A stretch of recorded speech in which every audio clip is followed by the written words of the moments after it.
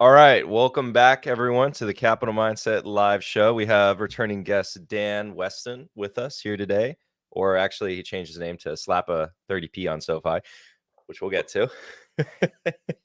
And we shall also have returning guest Andrew. Andrew will be showing up around the 1 hour mark, and after that we'll conclude the public portion of the content, by which we'll switch over to the private portion of the content for the club members. So we have a lot to get through with the 2 hours that we have. I actually will say that we want to get through all the topics you see on the title within about the first hour, because we have some things we want to go over in the second hour. So I think we can first. Which one do you want to go over first? Because I have it in that order, but we don't have to follow that order. We make our own rules here. So we can go PayPal. You can do PayPal if you want. All right, let's do PayPal. Get those views, right? It's all about the clicks. Yep.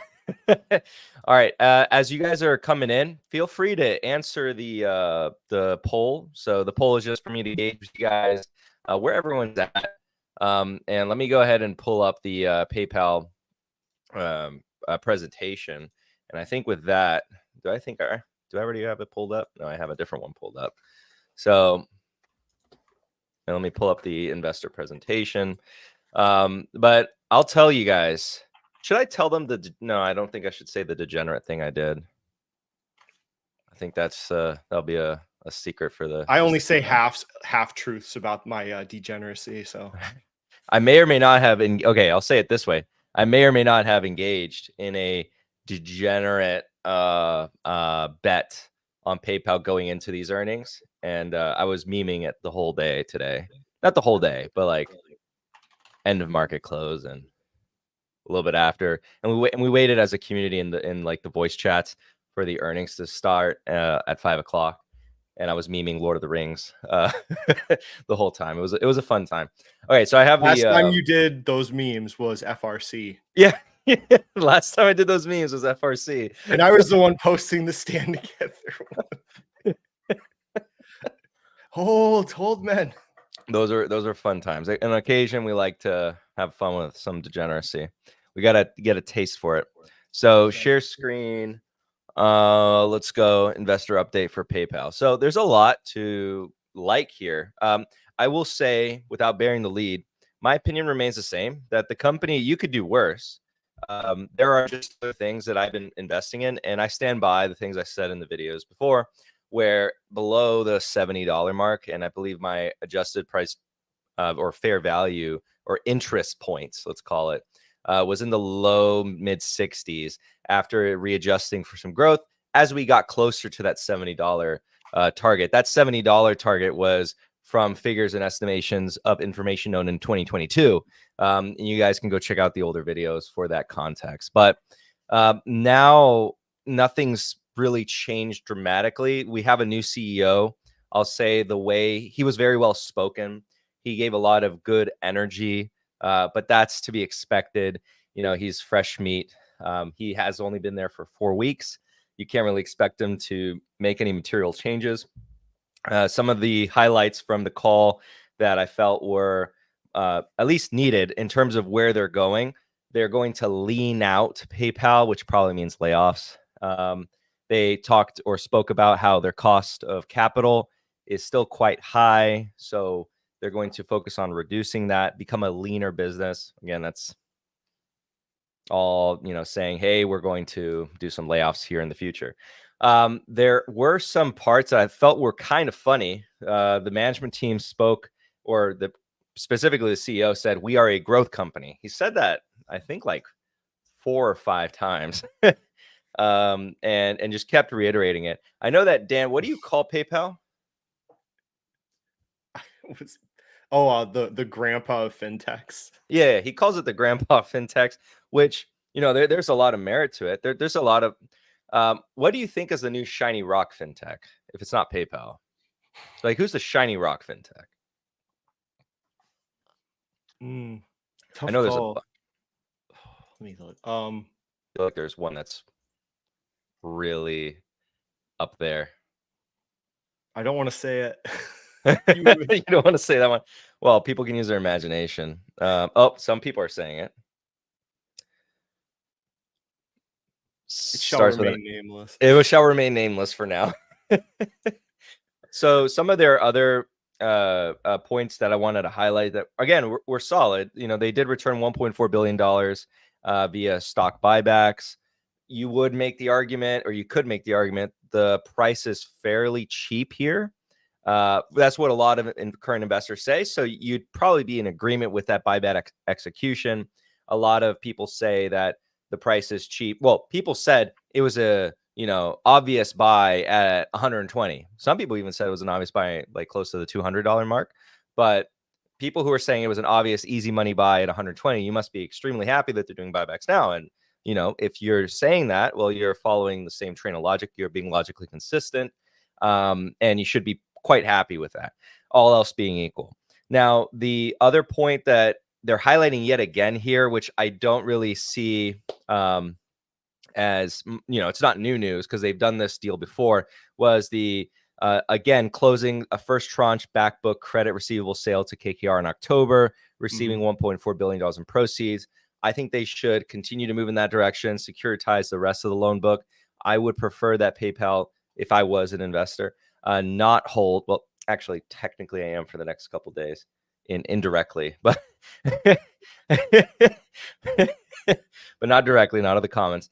And so I would prefer them to securitize the loan portfolio, not hold any of it on hand. But it's still moving in the right direction, so I'm not gonna ding them on that. Some other things they did discuss, I'll skip past this. This is just their slide where they show everything went up.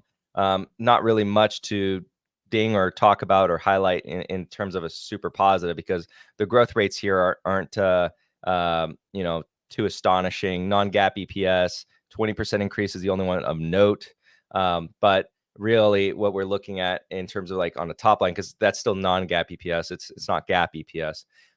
Revenue was up 8% and 9% on FXN growth.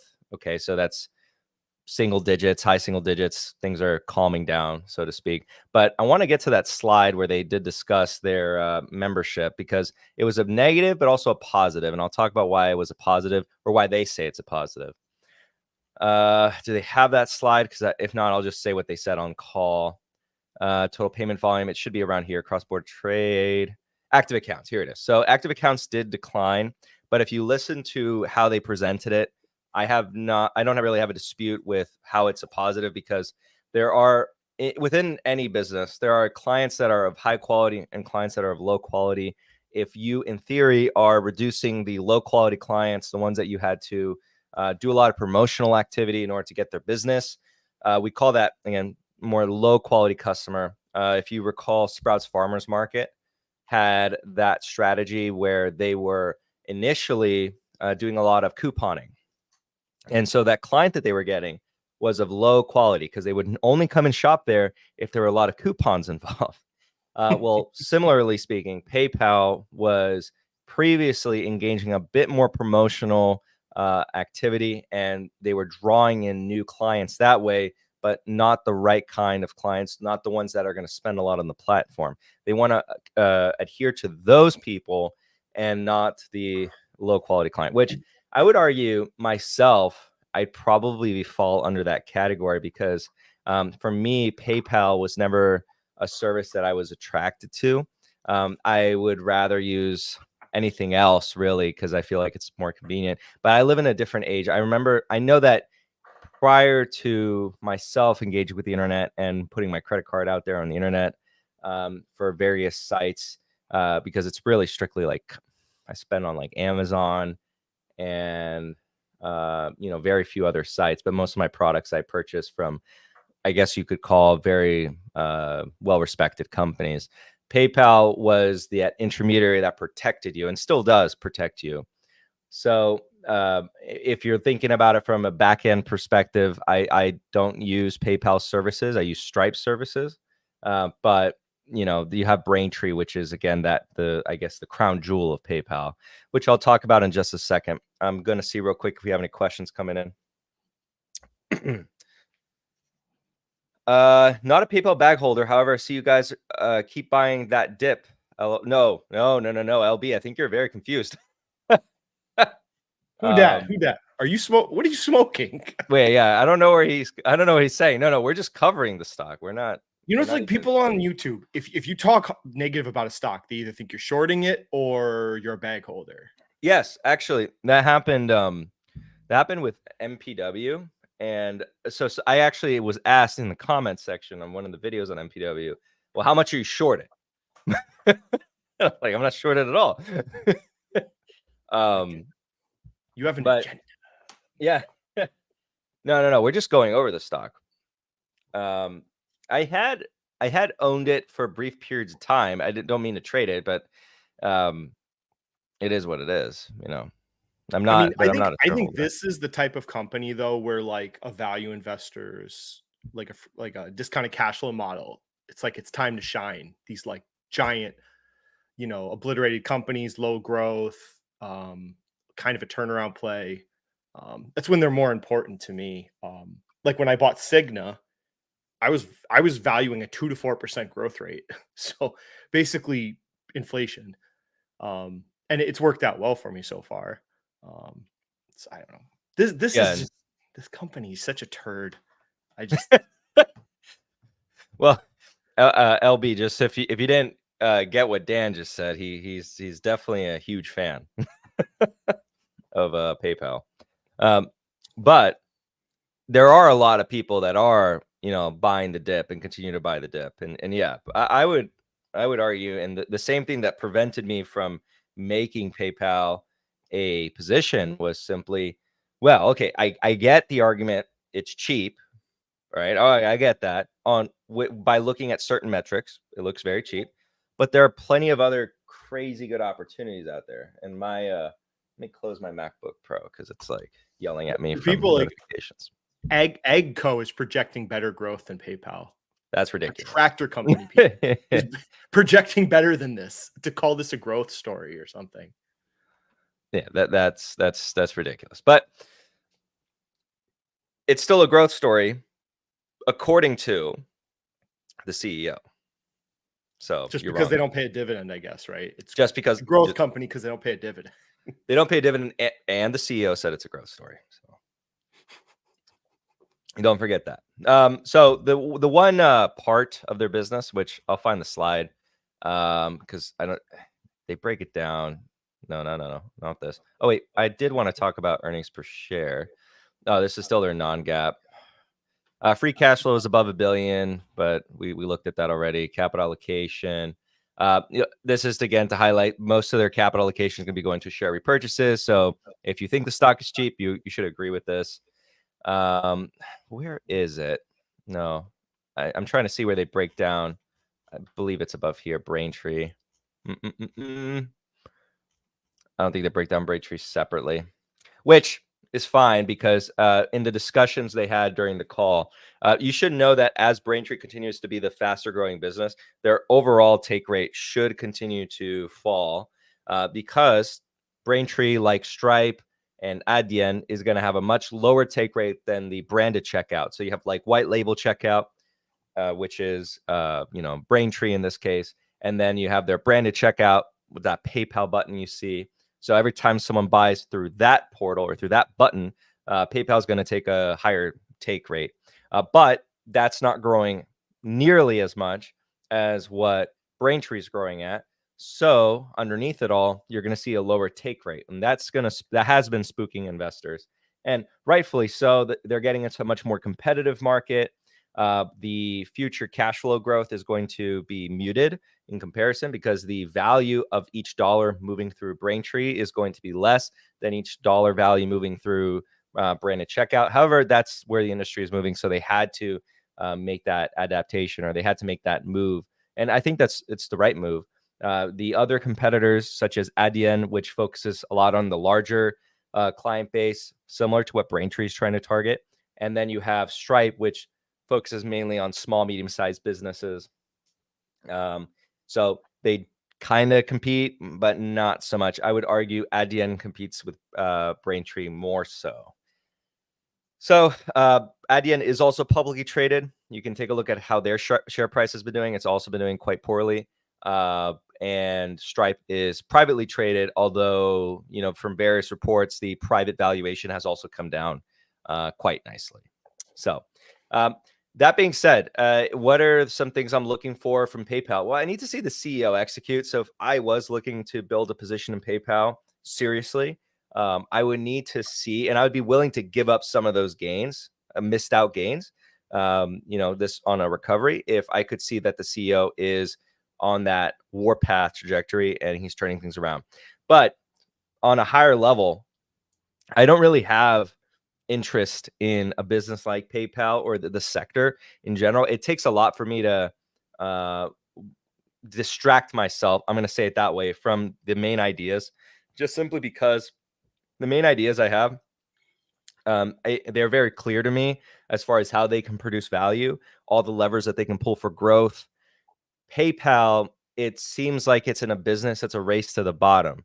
The competitive nature of fintech is that you are providing a service, an intermediary. You're a middleman at the end of the day, and you don't really have true control of the customer. The only fintech, if you want to call it that, and I'm going to be very loose with that term here, that has that strong relationship with the customer is American Express.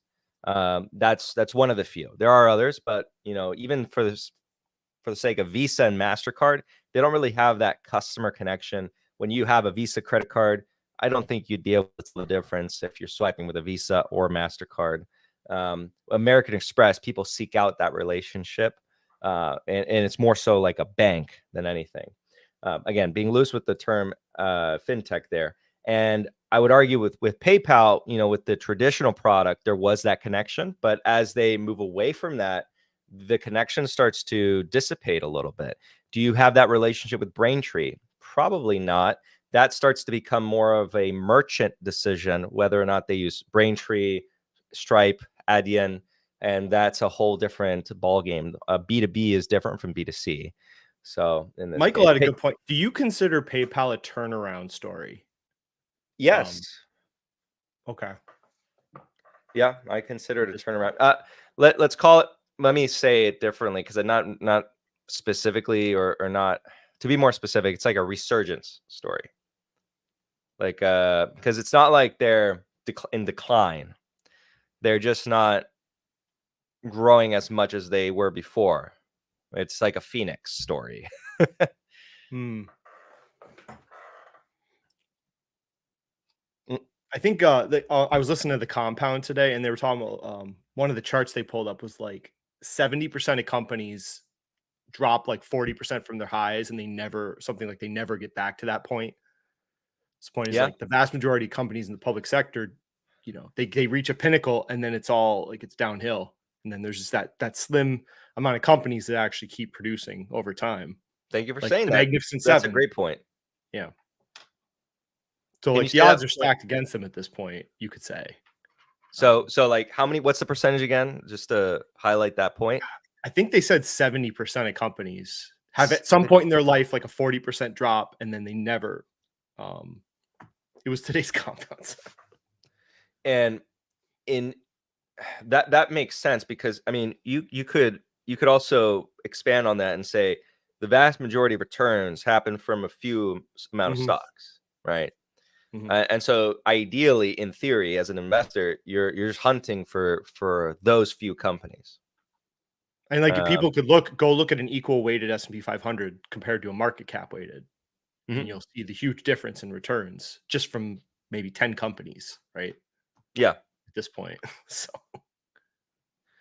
from what I'm seeing with PayPal, um, what they would need to do for right now to be very enticing is strictly maintain growth rates. I think now you don't need growth rates to be that crazy anymore.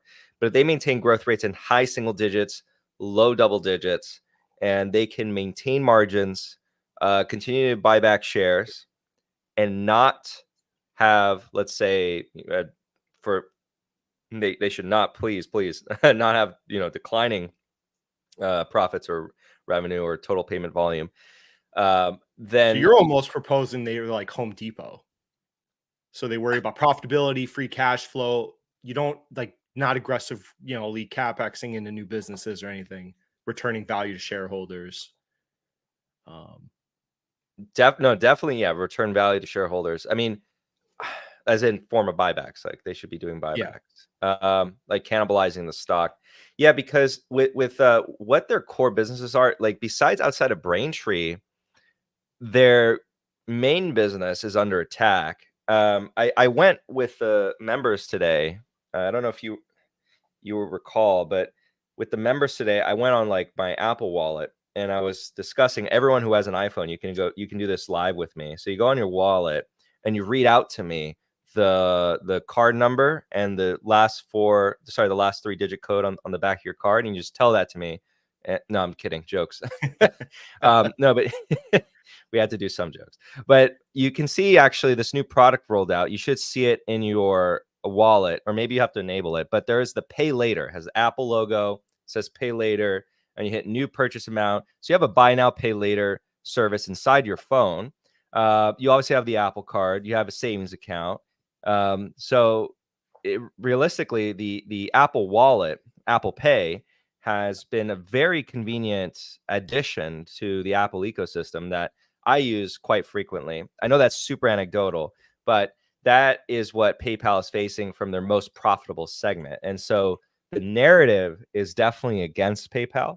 If they can prove to everyone that the brand of PayPal is much stronger than that, and people like me are in the minority, which I very well could be. I invest in things that necessarily I don't use, but I don't invest that way at all. Like, and I don't believe in using anecdotal experiences solely as evidence of investing. So then okay, we have something here, and we could again make that argument. It's cheap if they hold and grow still from here, but there are just other businesses that I feel like are just more layups, I would call it. So, and I would also say to you, Dan, I'm very surprised that you even used Home Depot and PayPal in the same sentence. Bring it back. Kenny actually said we don't need any more DD. Easy money. Oh man. Never. I don't forget that. Okay. So by the way, as you guys are answering the question about firepower, that's just basically cash, if you didn't know, or if I needed to clarify what that means. So cash, I'm asking basically how much cash you have. All right. So I think we can move on to the next stock, which is we can go over Enphase or Estee Lauder, and then we'll leave the last one for last. Ooh. Estee Lauder, sure. Estee Lauder? Yeah. All right, we'll go over Estee Lauder. So let me share the earnings presentation for Estee Lauder. And I'll switch over on what I'm sharing. PayPal actually closer to Lowe's. Oh, is that a diss on Lowe's? Or is that a compliment on Lowe's? I don't. That could go either way there.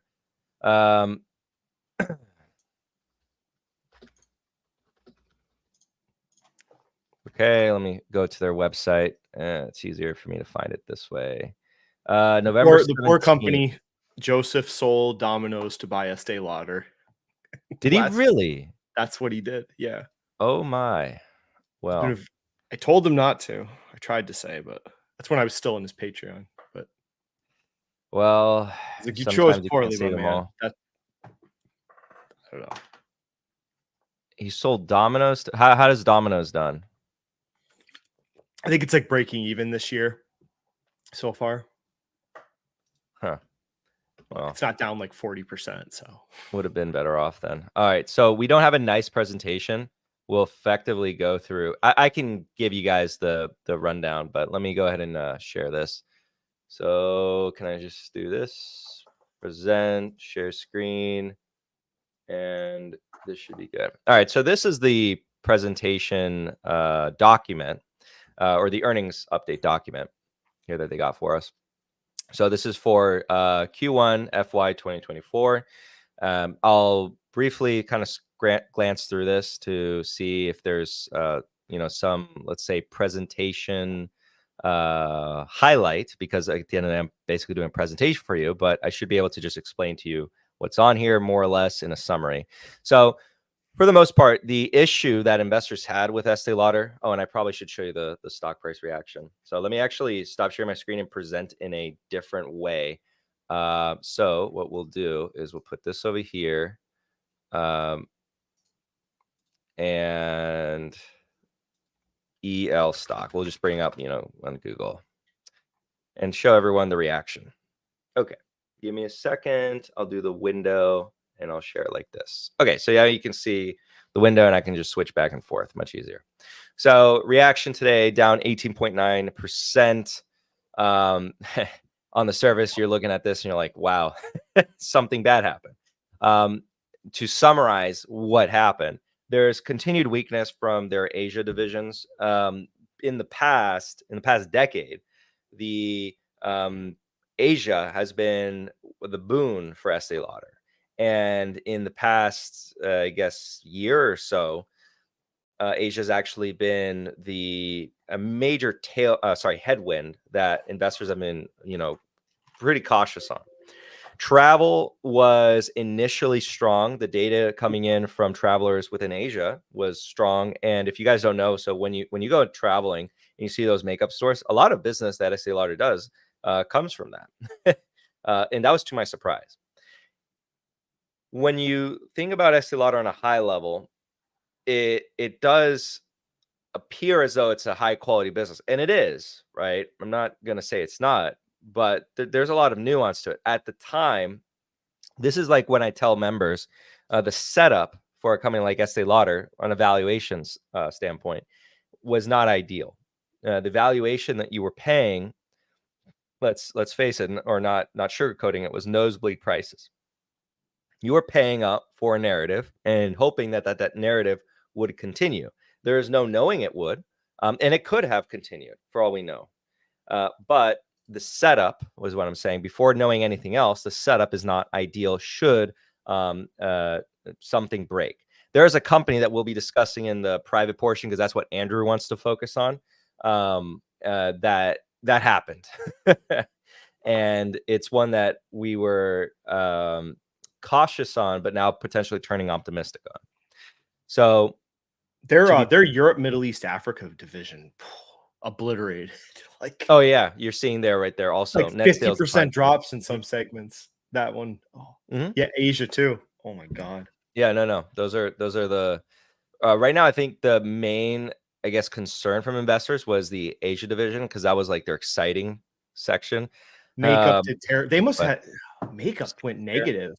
That, I wonder if they had a write-off or something. But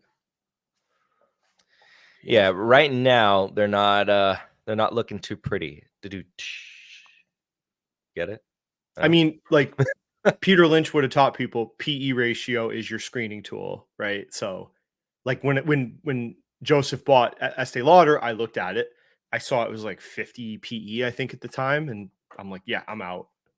Makeup company at that, and the growth rates, for a 50 PE, you better be growing at 30% or something.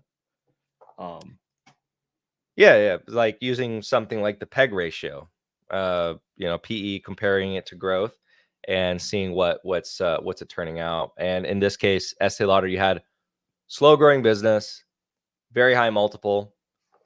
Just it didn't pass the smell test. No. And there's a philosophy out there. Shout out to all of you that believe this. That winners keep on winning forever. I will caution you on that, because yes, generally speaking, I understand where you're coming from by saying that, but don't forget about price. The setup is important too. It's very important, actually. And two people can be investing in the same company and have vastly different results in investing performance based solely upon what price they paid for that asset. And if we're just gonna, because we already mentioned his name, but for Mr. Joe, me and him, we have several companies that we share investments in, but our performance is completely different. And so, as the club members know, you guys you know what the cost basis of my holdings are. And then you also know the cost basis of his holdings and of the ones that we share. And you can see the difference. And so that attributes to the vast, besides allocation percentage, because that also matters too. But what you pay for an asset comes also into play. So it's not just the asset itself, but it's what you pay for it, is what I'm getting at. And LB, no, you're right to point those statistics out. So the company has, by certain measures, has very high quality, let's call it signals, if you want to call it anything else. But Estee Lauder just has right now, and this is actually why I do want to dedicate some time, not today, but let's call it maybe this weekend or tomorrow, some point in the future, some more time to analyzing the company, trying to figure out what I can expect as far as growth in the next couple years. Try to really break down the industry. Thankfully, I actually have a very close family member who works not at Estee Lauder, but he's quite high up at a competitor to Estee Lauder. And so I'm going to pick his brain on, at least the makeup and skincare industry. And funnily enough, his division that he's in charge of is the Asia component. So he's based out of Singapore. So, that might give away the company, but yeah, we don't have the same last name, so it's impossible to find. Okay. Estee Lauder has significant debt, market cap 37.44 billion compared to enterprise value of 50.40 billion. I don't know what their debt breakdown is as far as when it's due. Do you think the debt's a problem, Dan, for Estee Lauder? Give me a second. This is pulling it up. And just so you know, Julius Caesar, I have purchased the merch for Rick. So at some point in the future, you guys will see me with the merch. I'll be representing. I'm very excited for it. I bought a mug, a shirt, and a hat. All three. No, I don't think so. Not fair. Wait, am I looking there? Oh, I forgot they acquired Tom Ford. I completely forgot they acquired Tom Ford. What's the goodwill on Estee Lauder? It's about 8 billion. Let me pull up their Form 10Q. Here we go. 8 billion. Okay. I don't know what their debt maturity is, but it's not a lot compared to their cash balance. So, well, it looks like current portion of debt is about 1 billion. So they're probably gonna let me see how much cash they have on hand. So they could decide to pay that all off with cash. I wouldn't. I mean, or they could try to refinance it. But if they do decide to refinance it, they don't appear to have like an inventory problem like Nike did for a while. So yeah. Total current assets, total current liabilities. I mean, accounts payable, not other accrued liabilities. I wish I would break that down a little bit more, but that could be anything. That could be the accounts payable. They don't have, because I don't know how they function. Long-term debt, long-term operating lease liabilities. It's not really. They have taken on a lot of debt recently, though, and it's a good amount of equity here. The debt's recent, you said? Yeah, like 2 billion or 2 point. Oh, that's Tom Ford. That's a Tom Ford acquisition. Oh, okay. Yeah, that's a Tom Ford acquisition because I remember they did that. So they should have enough cash to at least pay down the current portion of the debt, because in total that's about 8 billion in debt, 1 billion of that being current. If they don't refinance it, they can pay that all off, so they should be fine for the foreseeable future. But just on that ratio, just a quick glance, what they have in cash, what the cash flows are coming in, that debt's not a problem. So that's out of the question. At least we know. And if I were to look at other metrics, we'd probably find out or further support the idea that it's not at a risk of bankruptcy, in other words. But it looks interesting. I would say, just by seeing the chart here, anytime a company of name recognition, like Estee Lauder, falls 20%, it piques my interest. Let me show you guys, for those of you who haven't seen this chart yet. Oh, Look at that. oh my God. 71% from highs. Yeah. My God. Doesn't that All the pique makeup buying while people were stuck at home with stimmy checks. Look. Well, here's a theory. As soon as masks came off, then people wanted to look pretty. Doesn't that remind you of someone? As soon as the masks come off, people will want to look pretty. Shout out Or I to mean, people are just bored. I mean, women wear makeup at home. This is habit. So I know, right? maybe especially if they were bored, they were just, I don't know. Yeah. Quite the mound. Well, I bet you wouldn't think I would say this, but I would be interested if they cut the dividend in half or more. No, I don't think of you as a dividend absolutist. I don't think their free cash flow is all over the place. I don't see why they need to be a dividend growth company. And the type of business they're in is a little, I don't know if would you call it cyclical or just it's not the term I would use. But their metrics, some of their metrics are just like all over the place, depending on cycles. I would argue they're cyclical only because a lot of their products are geared towards that high-end consumer, or not that high-end. I would say that middle income customer that sometimes likes to dabble in expensive makeup.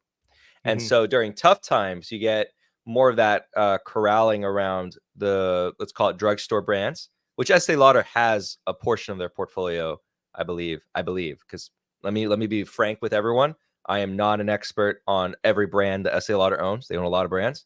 And I am not a consumer of their products.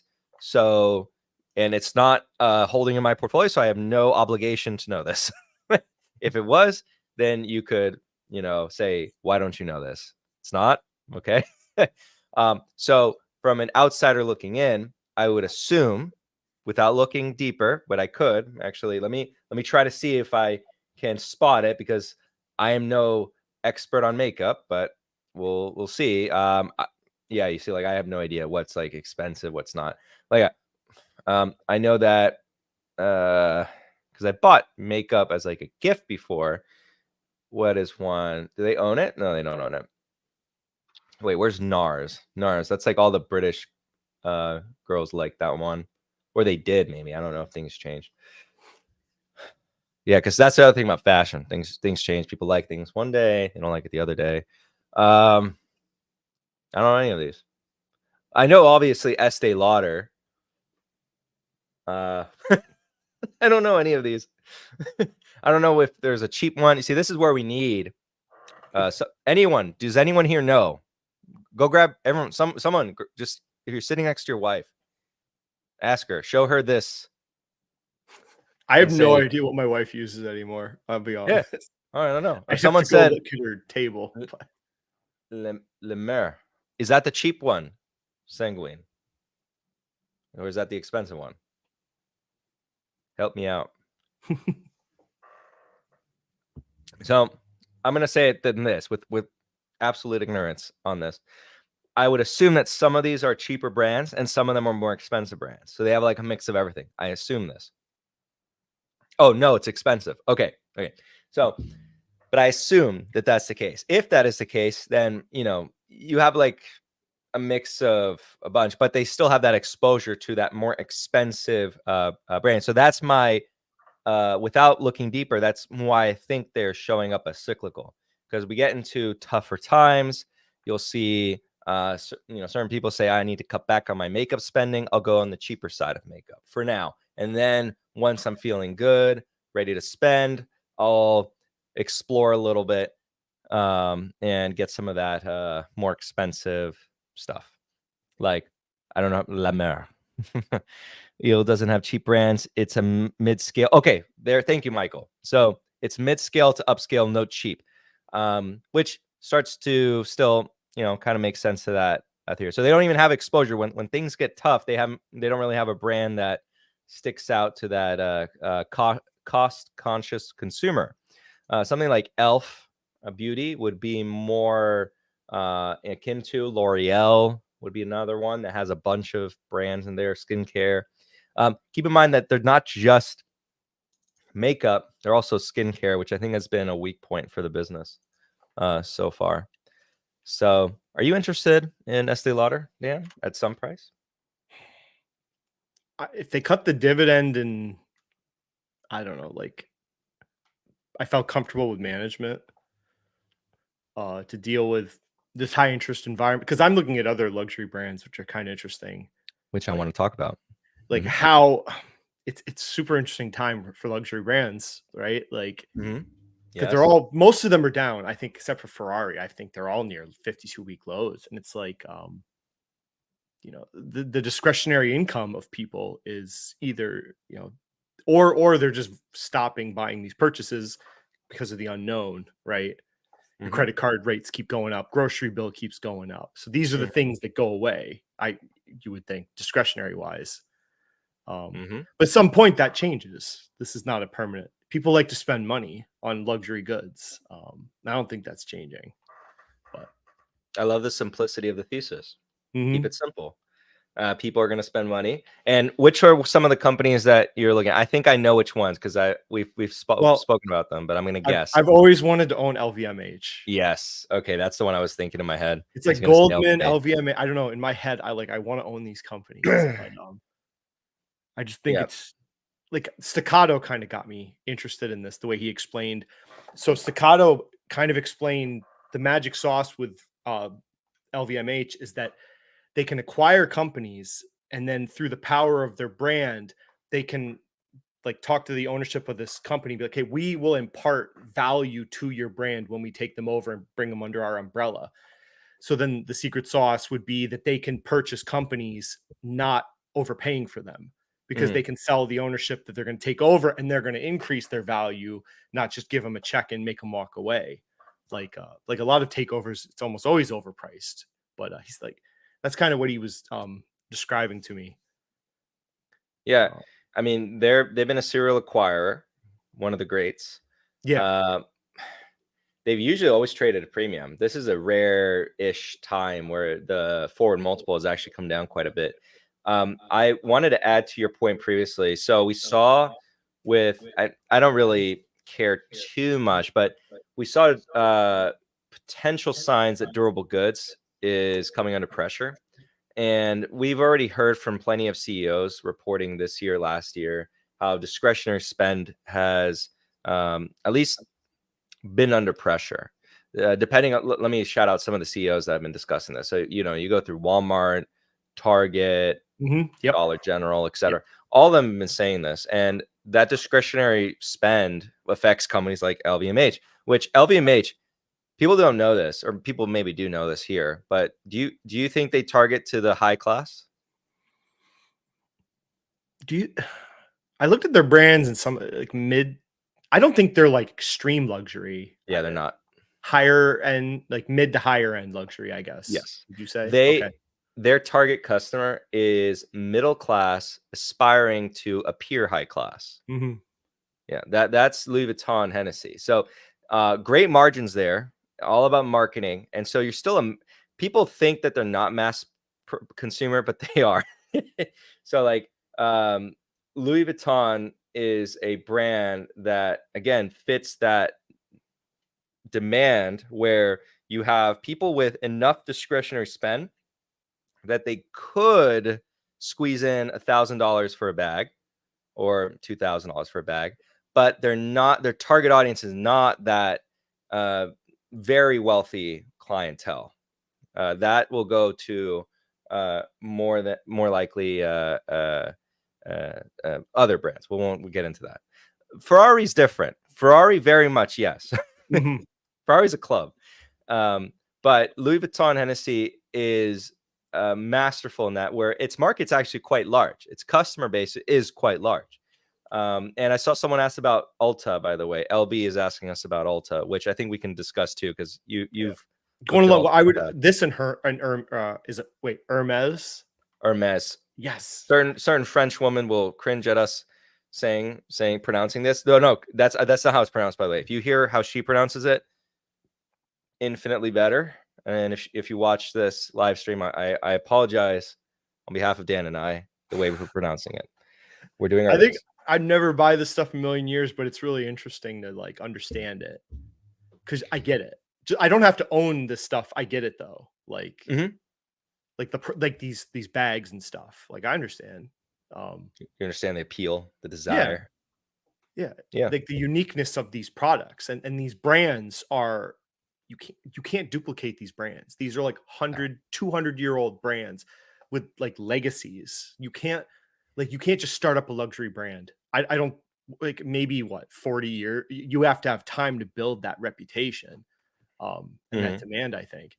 So these are like irreplaceable companies almost to some degree. It's just very interesting. Yep. Oh, those are other 2 brands that are like Canada Goose. I remember when they came out. So Canada Goose, um, I mean, yeah, some of their articles of some of their jackets are they get up there.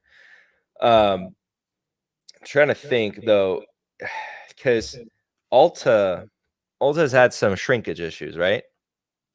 Yeah. And they're continuing to see some pressure, correct? I mean, I they think didn't I get the sold at the best. top after I bought it. I sold it at 470. So Yeah, I remember uh, you yeah. literally bought it So I here. bought it at like 410 and I sold it at 470 on that dip. So it's definitely a short-term trade. This is an underrated comment. That's funny. Long live Costco, by the way. Long live Costco and the $1.50 hot dog with soda. All right.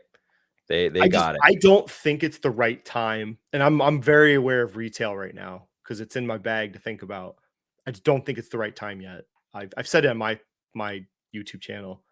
Until we get more of a definitive end to the interest rate hikes, I don't think retail. I think you can wait for all these retail companies. Um, Yeah, my mistake this year, and I'll highlight it yet again, was the aggressiveness of which I added Dollar General. Thankfully, did not make it that big. It was too big for what the thesis was, and so its current size is much more responsible, in line with the broader thesis. So, Charlie Munger would agree with me on that one. Yeah, no, long live Dollar, not that Dollar General, Costco. Um, but so you think even for luxury retail, it's a wait right now? I haven't decided yet on luxury retail. I think just general population retail, yeah, I'd wait, but luxury, I don't know. Like I don't like. Are they actually being hurt by the interest rate climb, or is it just a narrative at this point that people assume luxury brands are going to be hurt because that other discretionaries are seeing it like it bit pinched? Um, I would argue Louis Vuitton Hennessy might actually feel some of that pressure from interest rates because there are people who they don't finance it through Louis Vuitton Hennessy, but some of them put it on their credit card, mhm. irresponsibly so. You should not do that. Um, I know that watch companies, so Swatch Group, you can finance watches to them. I forget if Rolex allows um, uh, financing. Rolex, I don't know if they have financing options, or it might be through the dealers, because I don't know if Rolex itself. That's the first thing you should buy when you graduate college is Oh yeah, a that's right. very I remember the expensive finance. watch. By the way, everyone, if you know, You don't you need a know. If you know the car or rest. apartment. No, no. You get the watch first because people will Listen, judge you by your watch. Like, just remember. yes, yes. If you know where that comes from, you know where that comes from. Because if you don't know, please note that Dan is being sarcastic.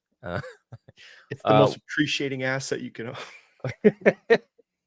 he's saying that wholeheartedly, totally not joking around. What do you think about Hermes? Hermes. I think they're a higher quality company than LVMH. There, I Oh, said it. yeah. Oh, yeah. There, I said it. And if I They're don't even, easier to understand than LVMH. Like, um, yeah. they make a specific amount of the product. And that's all they want to make, and they just charge whatever they want to charge, basically. Oh yeah. It's Oh, kind they're of like so Ferrari, abused. right? To some Yes. degree. Yeah. Yeah. those two companies are so abusive to their customers, and their customers just keep coming back because it's like a club. Hermes, you can't just go in and buy whatever bag you want. If you're trying to buy a bag, which I mean, I'm happy for you that you want to buy that bag. More power to you. I'm not going to judge you for it. But let's say you want to buy a Hermes bag. You have to start to build the relationship with the retailer. Particularly, you might have to buy products that, by the way, you're going to spend thousands to just get the bag you do want.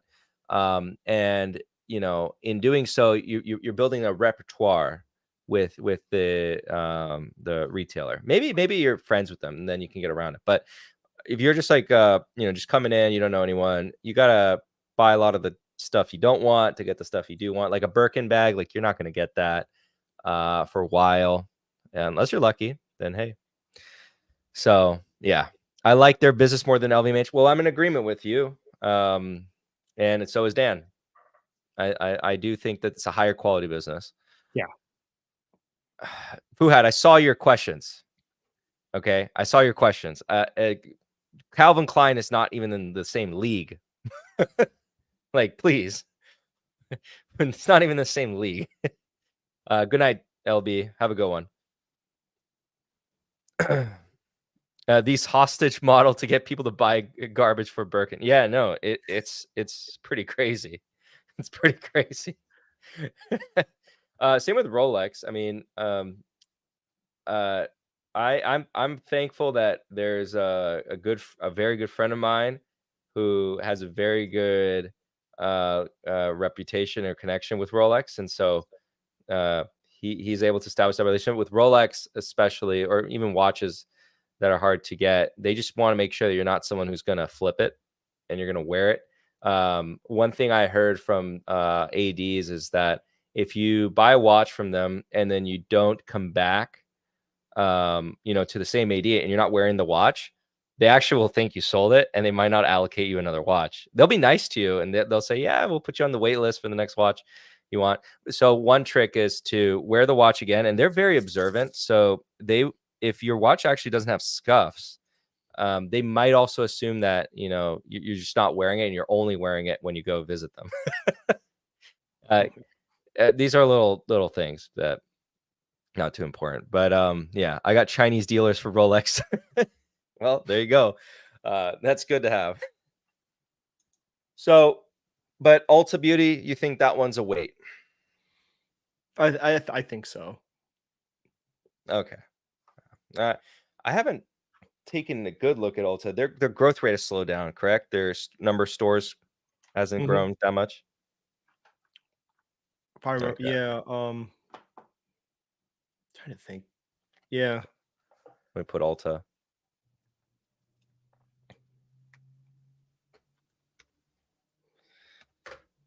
Yeah, because Ulta Beauty, 375. It's down from, what was the all-time high? It's down 31.91%. So it's not as beaten up as like Dollar General. Nowhere near that.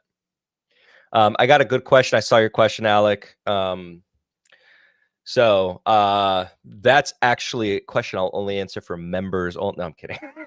You gotta pay. You gotta pay, buddy. No. I don't care. So I actually went over the strategy with members as far as what I'm planning on doing. So there is a company that has recently fallen, and well, actually several companies, but getting to the answer to your question, it's on the chopping block. If it continues to rally the way it is, at least as far as a reduction goes, I don't have to wait too much longer from now for it to actually get into long-term capital gains, which is ideal for me as far as when I'd like to exit. Just optimization for tax purposes. But yes, I am looking to exit. I am a member. Well, you're not a Palladium member. All right. Any more questions? You have to give him your Apple ID, and he will slide you. Yeah, no. Actually, in order to any more questions, you have to provide to me your credit card information, front and back, social security, name of first pet, and I'll answer any question you want. That's a deal. Oh, Dan, come on. That's a pretty. Good... Is that the one that went bankrupt? I forgot. Is it no, not yet. No, they haven't gone bankrupt yet. Oh, Very Good Food Company is the one that went PK, right? Yeah, Honest Company is a penny stock though. It is. Oh, it's down 5 and then another 2% after. Hey, it made Alba's a billionaire from this. Good for her. Jeez, man, look at this fall. Look at this fall.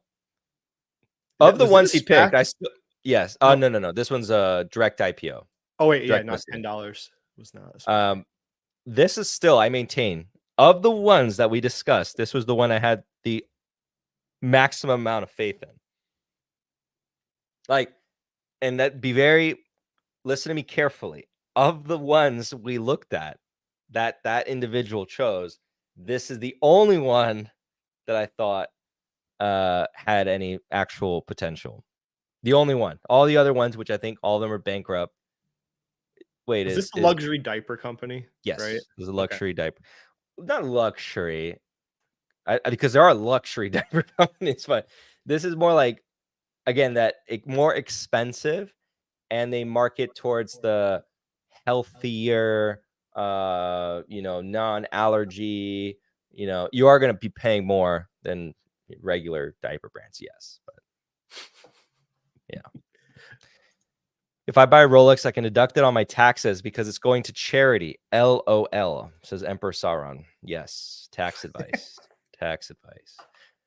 I own a Citizen watch. That's my fancy watch. So, well, that according to someone, you have failed because apparently. you have not acquired one of the 3 most important things before you're 30. How dare you? Like, absolutely. Did you see where like Paul's like, he's like, I judge people on the watch they wear or something? No, he didn't say that. Yeah, I'm like, you judge a grown man by their watch. Like, wow, it's so cool of you. Like, wow. And no, everyone listening, don't be that guy. Yeah, that's the equivalent of saying that you look at people's shoes when they come to interviews. Speaking of the very judgmental people, speaking of the most judgmental people I know, hey, Andrew.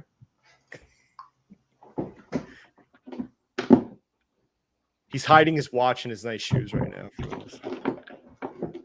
Oh, wrist check. Wait, it's a Garmin Apple Watch. Hey, this is great. $200. Does everything. We should start unironically doing that in every live stream. Just go wrist check. There we go. Can you guys hear me? Yeah, we can hear you. Okay, sorry, I didn't have my my headset plugged in. So yeah. Yeah. But yes, I'm very judgmental. I have my Fitbit on. So we're getting some good questions on new stocks here. Michael, are you Michael. Are you a member, Michael?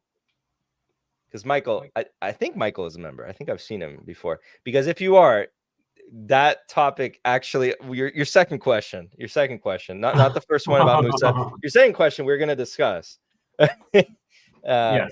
Not in the context of WeWork. We don't really give a dang about WeWork, but for another reason. That's funny. I heard people getting upset about WeWork because WeWork owned Meetup, I think. Is it Meetup? I don't know this one. Oh no, it wasn't Meetup.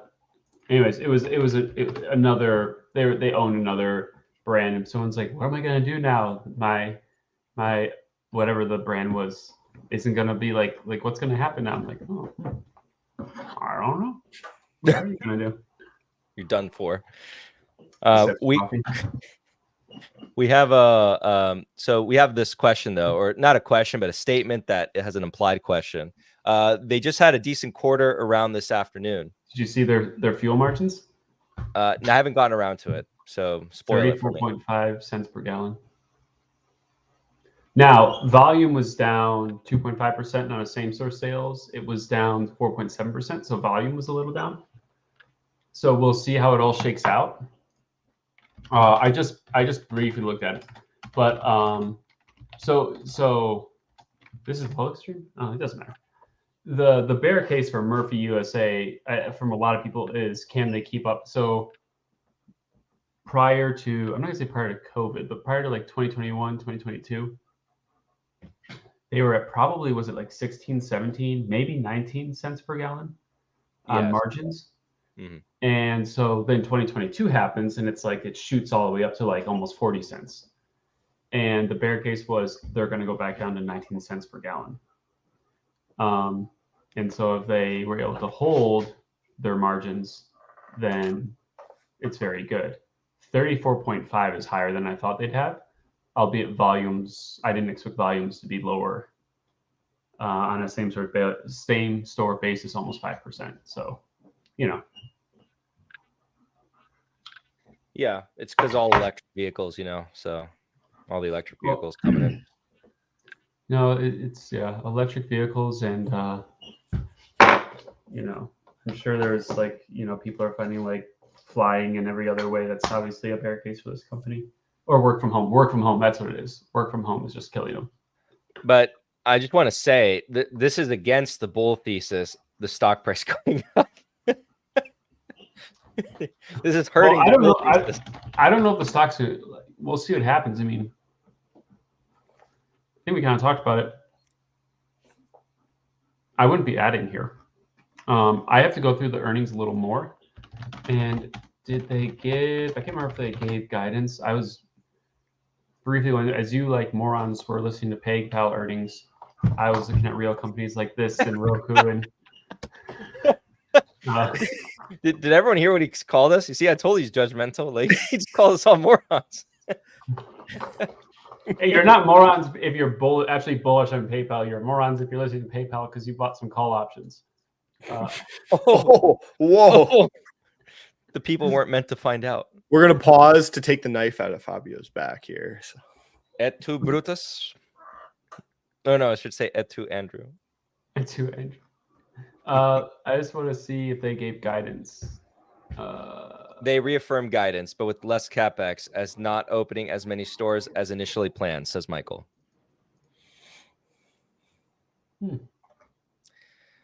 I'm just trying to see. We're gonna get to your question, Rise Aries. Don't worry. Oh, maybe I had the wrong. Hold on. We still haven't got to the stock of fame yet. We're gonna get to. Oh, so it's 34.5, including product supply and wholesale. Yeah, but then if you go to just retail fuel margins, it's at 28.7, which is still really good. Okay. Because I was kind of what the heck when you told me 30. That's what the headline. I mean, number they gave, but even if you back that out, 28.7 is still great. I think which was at the beginning of the year. I think that's above their guidance. Like their guidance at the beginning of the year, how they did like the bookends. Let's see, guidance. Yeah, we'll have to go through. I was quickly going through this. I was trying to go through the Roku earnings. Oh, here's the guidance. Yeah. Implementing new site. Yeah. Yeah, a little bit less of capex by about 50 million. Sorry, I've been debating whether or not I should let my dog in here, and she keeps making noise, so I'm probably gonna kick her out. We can't hear her. Okay, but she keeps on like pawing at me because she's not throwing a ball for her. Gondar is about to commit animal abuse on camera.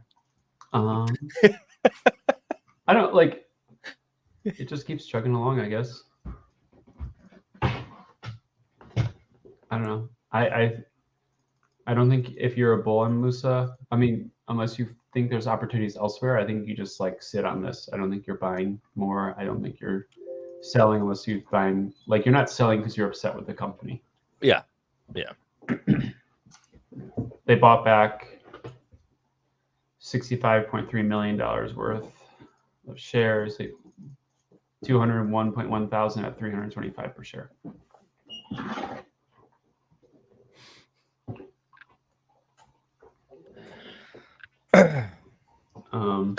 So yeah. All right, let's see. Because we have some couple questions about Davida. I think that's what. Wait. Is that what Dava is? DVA? No. It's no. Wrong stock. Sorry. Oh, I don't know this company. Endava PLC. What do they Never do? looked at it. It's a software business, and I can see why the question's asked. Look at this chart. Just up and then down. Boy. But like also, London LSE stocks have gotten killed. I mean, so I'm wondering. I get a little nervous when like the most closest compared to is Big Bear.ai Holdings Inc. and ARC Space Exploration. These like are not good indicators usually of what the stock is, but like it's not good for like I would want to be similar to that, but that doesn't necessarily mean anything. So by the way, what did I miss? Oh, so we went over the everything up to, well, we actually only got through PayPal and Estee Lauder. We still have Enphase and the final bit, Sofi. But along the way, we've also been, going through questions from the audience. People have been guiding us, basically. We want to get through Enphase, and then we want to get to Sofi before we switch over to the private stream. Okay. But along the way, there's a couple more. There's like the luxury alcohol, which actually, who asked this? Let me see who asked this. Someone asked this. Where is the question? Where is their question? I saw who's the Diageo, right? Diageo. Is that someone else? Yeah. Jin Chen. I don't know if you're a member. If you are, we'll just answer your question actually more in depth in the private call, because that we've had some commentary on that in the past, and we also have to get through all like the stream questions for the private call. A company I looked at, simple. They like supply bottles for alcohol companies. They had a pretty bad Q3. Their volumes were not good. I don't know if that indicates necessarily anything. Let me see if I can find who it was.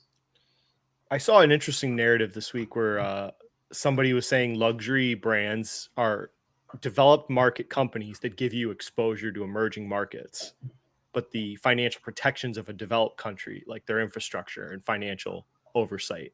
I was like, I don't know. Wait. Repeat that one more time for me. Sorry. This guy was like a luxury brand expert on an interview, and he was saying you get the protections and the financial security of a developed like a France, UK, US or market, but then you get the sales of an emerging market and the growth of an emerging market. Oh yeah, I would agree with that. Like these luxury companies, funny enough, for example, I would say one of the companies that is almost immune from political risk are these luxury companies, because in whatever country you see where you even have like crazy dictatorships, extreme poverty in the lower classes, and then like a very few with all the power, let's call it North Korea, you have LVMH selling products in North Korea. Right? She mad at him? No, I think it's the dog. Oh, yeah. But yeah, that's something to think about. In like Cuba, same thing. Like the Cuban authoritarian regime, one of the dogs came in and she wasn't supposed to be in here. She's like, "Are you?" So we kicked them out, shut the door. I'm sorry. Sounded like a high pitched person. I heard like, no, I think it was the wife calling the dog, right? Yeah. Oh, okay. It's like, you're in trouble, dude. My wife's just going to work. Okay, keep going on, Fabio. I'm so sorry. No, it's okay. I know you were like judging me the whole time I was talking. I was. You turned off the camera. You brought your wife over. You're like, "Hey, look, take a load of this guy, fucking yapping around." He doesn't even have bricks in his background anymore. Oh well, hey, I can change that in a second. Give me. But by the way, that company is, I don't know if you know OI Glass. Ticker is OI. These are real bricks. Look at that. I can touch the bricks. Cap. Do you believe me? Look, I'm punching. Punch it. I'm punching it. I hear the noise. No, it's just okay. I'll tell you. This whole wall I turned into green screens. I should have thought of this way before. Just have I mean, walls. bricks have always been a green screen, right? No, Just admit it. I mean, we no, all know. they were not. No, they were not. You never punched the wall, so I don't believe. I did on stream, but I'm not gonna break the bricks. But like, Wait, you're implying that if you punch bricks, they'll break? no, because they're not fully fledged bricks. It's like definitely wasn't like a full brick. It was like a thin layer, probably about like, oh, just for the camera, probably like this thick on the wall. A fascia brick. Whatever. Yes, exactly. It wasn't like. Well, we were in Taekwondo. You don't break bricks in Taekwondo. You just break fake boards, basically. Yeah, exactly. And different colored boards with different difficulties. Yeah. Oh my gosh, critical. I didn't see your profile picture. I don't know, but the profile picture gets me. Oh my god! I know they're in the club. that person, you know what that person was? They woke up this morning, looked at Paycom. That was the face they made. We're gonna talk about Paycom in the stream. We're gonna talk about Paycom. But I just wanted to say, someone was asking about alcohol. Yes. I don't know if this is any indicator. I don't know if you know OI. OI glass. Oh yes, Corning, right? No, different one. No, they literally just make like glass bottles. Oh. And like, I mean, they do it for a bunch of different things, but trash. Moving on, trash. No, I'm kidding. Continue. I'm just trying to say that they could be indicative of, because sales volume's down like 11% is what they're guiding for. So remember we said companies drop and they never come back. Fabio, look at the chart. We talked about this at the beginning. Tell that to Andrew because he wasn't here for it. Dan shared with everyone. It was like the compounds episode yesterday, I think, and they were saying it was like 70% of companies experience like a 40% drop at some point, but then they never recover. Yeah, back to where it was before that. Okay, so here you go. Here's one right there. To your point, someone told me. Now, I mean, there's a lot of volatility too, but someone told me this, and they're like completely right. Among retail investors, there's this thesis that shorting is more dangerous than going long. Wait, I think that is the case on indexes. I think on single stocks, that's not necessarily the case. I think on single stocks, they more often go down than go up, if that makes sense. So like, not saying that percentage wise, but like the average stock will go down more than they'll go up, if that makes so like. Because there's this big fear about shorting, and I'm not saying like go out there and short all the stocks you hate, but to your point, a lot of stocks go down and never recover. Mm-hmm. It's potentially PayPal. Potentially, sorry. No, there's probably other ones I'd bet before PayPal for sure. You could have the crazy skill where you pick a bunch of them, and then all of them can't turn out to be that candidates, but like you just said, most stocks, I guess, do that. So, well, no, the real skill is picking all the companies that goes to zero. Because better. Yes. Oh, yes. I don't know why. I always have to change it. This always defaults to that dang webcam mic. I don't know why. I don't know either. Yeah, no, but it's like night and day. Like everyone, by the way, so anyone watching from here on out, every time you hear echoing from Andrew, shout it out in the comments. Let us know, and then that lets him know to switch mics so that you guys can hear him like this. Don't you hear how crisp his voice is? Yeah. Listen to my sultry voice. Oh my gosh. I can't let it tickle your ear. That description. Zillow Group apparently is crashing off of a court case. I don't really pay too much attention to Zillow, guys, just so everyone's aware. Wow, it's really fallen off from the highs. Damn, Michael. What happened? Sounded better before. Oh. Never mind. I scratched that. Andrew's not that judgmental. Michael is the new judgmental person. We know him. Yeah. We like to mess back. We have to make these conversations also fun, right? Mm-hmm. We can't just be like, Oh, ASMR quality. There we go. All right. But as we were saying, the bottlers. Okay. So you think that they might be a play rather than the actual drink or alcohol? No, what I'm saying is if you're interested in the alcohol companies and you're trying to figure out where they're going, it might be, if you're looking at the bottlers, that might be indicative. It could possibly be indicative of sales for the alcohol companies, because if they're seeing a 10% plus decline in sales, that could mean because demand is going down on the other side. Just something to consider. That's all I'm saying. Let's okay, let's play a game with alcohol. Not drinking it, but like which alcohol company do you pick? Go. You have to pick one. No limit. Beers, spirits, whoever, doesn't matter.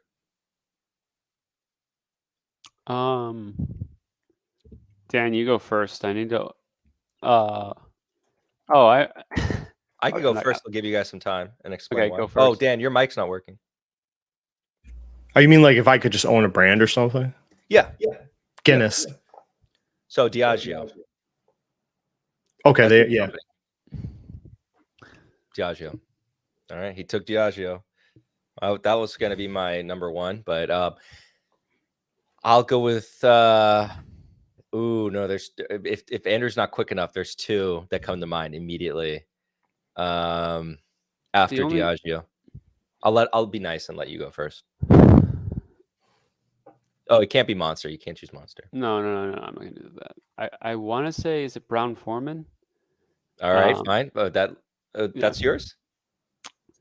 Yeah, because the way that I always look at it, the only thing I think that's the problem with them is they're really big wine. I'm not big in this industry, but I think they're pretty large and diversified and they're more spirit based than they are beer based, which I think I'd prefer right now. Yep. Okay, cool. That was my number two. You took it. So I will go with my number three pick. So Dan took my first pick. Andrew took my second pick, and I'll just go with Constellation Brands. STZ. So this is them.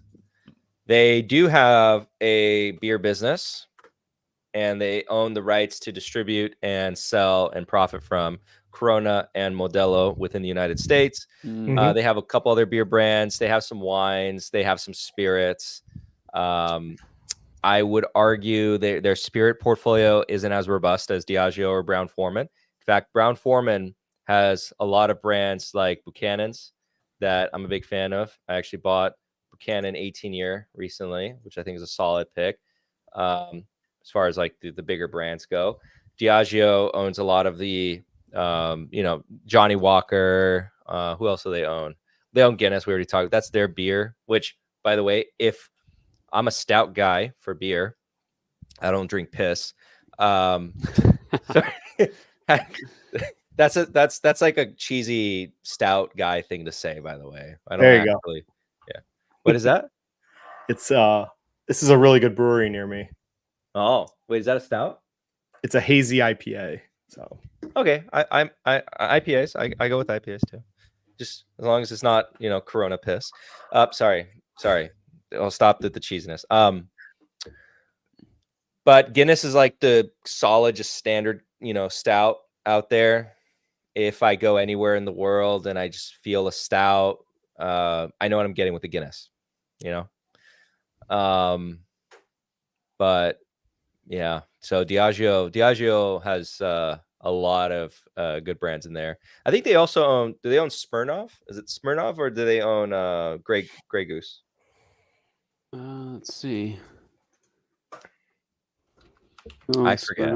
Yeah, honestly, if you ask me to buy, Yeah, to own Smirnoff. a brand of liquor or beer, yeah, I would say Guinness. Number two would be Grey Goose. Grey Goose is good brand. Like just like a brand, just like everyone knows it. Like, Yeah, there's a lot of value in that. Bud Light, man. It's funny because that political streamer Destiny, he bought Bud Light. The stock? Yeah, he bought. What? Because he's not a stock guy. He bought Bud Light on the fall, wherever it happened. I forget already when it happened with the whole Dylan Mulvaney thing. I think that was this, right? It was somewhere, yeah. But like the problem with Bud Light is, I think his thought was probably like, wow, they're hating on this because of a trans person. That's like where it started. But I think the people that drink Bud Light like tried other beers and they're like, oh wow, these are actually so much better. Oh yeah. And then, Oh my God. and then they left. Like I think it's how it If all I had to happened. drink Bud, I just would stop. If that was my only option, I'd just be done drinking. Yeah, that's actual piss. Like if you drink Bud Light, Budweiser, There's so many amazing like in America, especially in the Northeast, and actually lots of different parts of the country. There's so many good breweries now. Like I would argue you're my go-to if I am forced to drink a beer and it's like, you know, mass market beer, Yingling, wow. you know. Not a No, big- like light. I'm talking about light, you know, because Guinness is mass market beer. I'll go with the Guinness over you know, Yingling. I would like national chain Modelo, I think. Modelo. Actually, Okay, no, I'll take a like Modelo. I'll take Modelo. Oh, Modelo, Corona, any day. Bud Light, Budweiser, any day. Which they're owned by Anheuser-Busch outside of the United States. That's where they derive profit from those sales. But inside the United States, that's Constellation Brands. So, I'm not a beer person. I don't know if it would probably be like a Corona or something like that. It's like if I had to drink. why a do you mass disappoint market me beer. so? Have you tried stouts? No, I mean, okay. So my thing is, I like stouts, but I can only drink like one. Yeah, And then I'm no, done. you don't need to. No, there's no need. No. There's no need to. Whenever you go to breweries, though, you Didn't get we talk? you get the flight. There's like up here Yeah, they'll sell a yep, flight, so yep. you know you don't know what the beers taste like, so you get these little like 4 ounces. You get like 8 of them, and then you just get Yeah. whatever's on the menu. Yeah. So and they always order it light to dark. So Yeah, when I lived in Carolina, we would do that too. Like we go up to the like Asheville Boone area and do the same thing. We go up there to a brewery up there and get some flights. Sapporo, isn't that is that the Italian one or is that the Japanese one? I suppose to say it's Italian or Japanese. So Sapporo, yeah. But no, then we talk about, well, I guess I like Guinness, and then we were talking about Dragon's Milk once, weren't we? Dragon's Fabio? Milk. I have one. I Yeah. bought 2 cases and they're upstairs with me, Yeah, close Yeah. by. it's good. It's from close to where I grew up. Yeah, it's 12% alcohol content in there, in that little bottle. Fong is saying Belgian beer is great too. My Yeah. friend, well, the only thing he'll like drink now is Belgian triples. Like he doesn't. I don't know if they meant like because that's a Belgian beer, I think, because it's called a Belgian triple. I'm just saying. my friend just Like- went to Europe and he was in Belgium, and they have like they have abbeys that are like 1,000 years old history of brewing beer. Mm. He said it's the greatest beer he's ever had. Like I bet he went on like 5 brewery tours when he was there. I love how the audience, we're all just like coming out of the woodwork and all sharing our beers, like our go-to beers. By the way, this should highlight to you how competitive beer is. Like Yeah. everyone watching, look around you, look at everyone talking about beer, all the different brands. So, whenever we want to, I do want to pivot and ask you guys about Sofi earnings because I have not followed that at all. You guys haven't talked about it yet. And I'm just curious what you guys thought of them. We're going into it. How about we skip over Enphase, we go into Sofi, and then we finish off with Enphase? Or do you want to go Enphase first, then Sofi? I'll let you pick. That matters. Let's do Sofi into Enphase because to me, Enphase was a pretty simple call. It's like we told you the solar destruction was coming, and it's been coming, and it came. Yes. I didn't want to be that guy that put it in the title. So I was originally titling it like why Enphase was obvious. You have a lot of copers out there who are coping with Enphase right now, and we had but anyways, we'll get to Enphase. We'll get to Enphase. Yeah. I decided to be a little bit more humble with the titling of Enphase. So Sofi. oh, okay, we're already getting a hater, Sofi hater from Fuhat. All right, so I'll kind of give everyone a brief overview of, I guess, the important metrics. I'm not going to be presenting it in a bearish or bullish stance. I'm just going to be stating the facts as they reported it. So they did actually That's a lie. I'm gonna put some commentary in there regarding, some positives and negatives. By the way, if you're just joining, feel free to answer the poll that we have. It's basically asking you guys how much cash power or buying power you have. And we're going to have a little bit of a discussion about that because I guess we'll have, just brief thoughts on it. But anyways, membership growth. They actually had pretty solid new members. Let me start off by saying, and this is again where I said I lied. I'm going to make a qualitative statement. I actually did recommend Sofi to someone. Okay, as a product for a banking client, right? Let me explain why I did this. And I maintain this point forever. I'm judging. You can separate the judgment from an investment and from a product standpoint, but let me be very clear. I think anyone who has any serious amount of money, it's no longer a good product for you. But if you're just getting started in your finances, it is a very solid beginner bank. As soon as you have any, let's call it tens of thousands of dollars in assets to your name, I don't think it's the right fit for you anymore after that. I think there's better banks out there for you that will give you, I think, better offerings, better products. Because everything that I would say is it's either standard or subpar in the products category to what other banks offer. However, they do a lot of things that make it very beginner friendly. For one, it's fairly simple to open an account here. It's downloading an app and then, following the instructions on said app. Many other banks are like that too. However, one of the features that's really cool for especially beginner and not investors, but beginner in your finance life is you can separate and program or pre-program certain deposits and infinitely divide into different like buckets or savings. Again, they're not the only ones to do it, but I'm putting them in, let's call it the beginner bucket category. So Sofi is not the only member of this category. For the sake of this discussion, I'm just referring to them in that bucket. So if someone comes to me and is like, hey, I'm just getting started at work. I'm at my first job. I have no money saved up at all. What's a good bank to start? I'll go, hey, Sofi is pretty good. You'll get competitive savings rates, very little fees. There is an investing product in there. And you can build a relationship with them. And then I will tell them, following that on, as soon as you have several tens of thousands of dollars saved up, there's other banks that are much better for you out there that will give you a lot more, services, etc. From an investing standpoint, though, how It's many terrible. How many? What? Oh, sorry. Did you mean the investing product or the investing as an investor? No, investing as an investor, or like Okay. a bull case on this.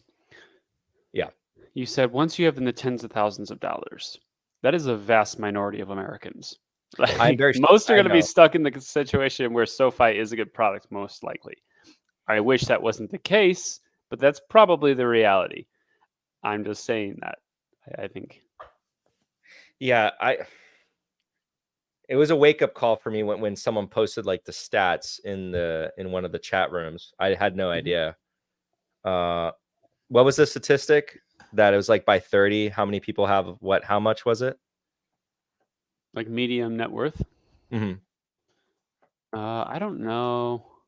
I want to say it's something like I don't like the net worth argument because that's a lot of, that house. Also includes like debt, right? So the net worth argument makes it a little weird for me because I don't consider, you took on debt for a valuable degree, valuable keyword. I don't consider that being a negative. You went and got a master's degree, your undergrad, your master's, your doctorate. Like, do I really consider that the doctor's fucked, because No, I know what you're saying, but you know what I mean? There was a stat though. I mean, like, what is it? 60% of Americans live paycheck to paycheck or something like that. I think that's a good way to put it. There's like a vast majority of Americans live paycheck to paycheck. I guess it'd be like the way that you'll look at that then. Is it? As I have almost like if I'm putting up your comment, by the way, because Ally is another good one. They go in that bucket of good beginner banks.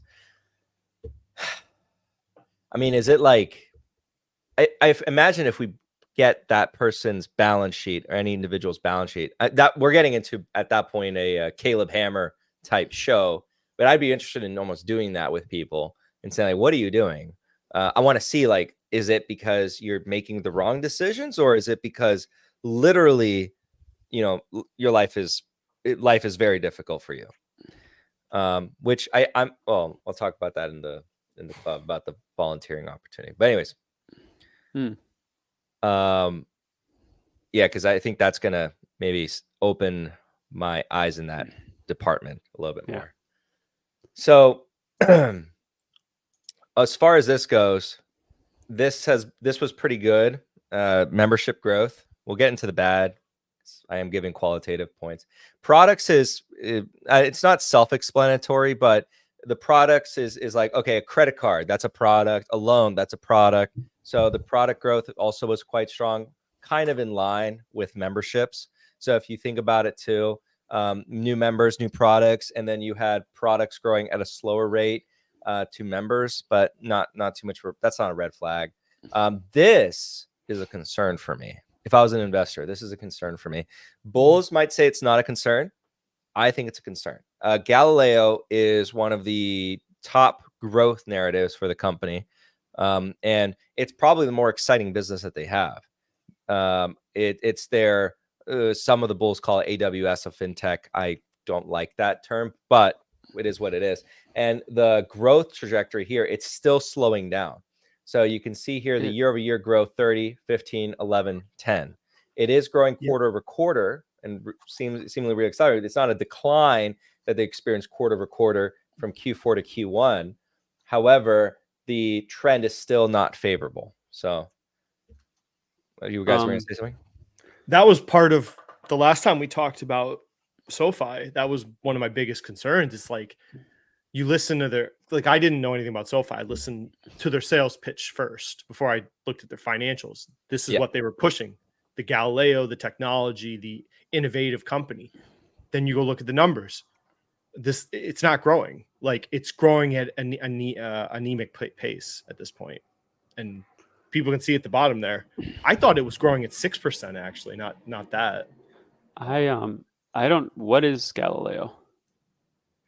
So Galileo is a back-end product. Like, you don't experience it. I know one of their customers is Robinhood.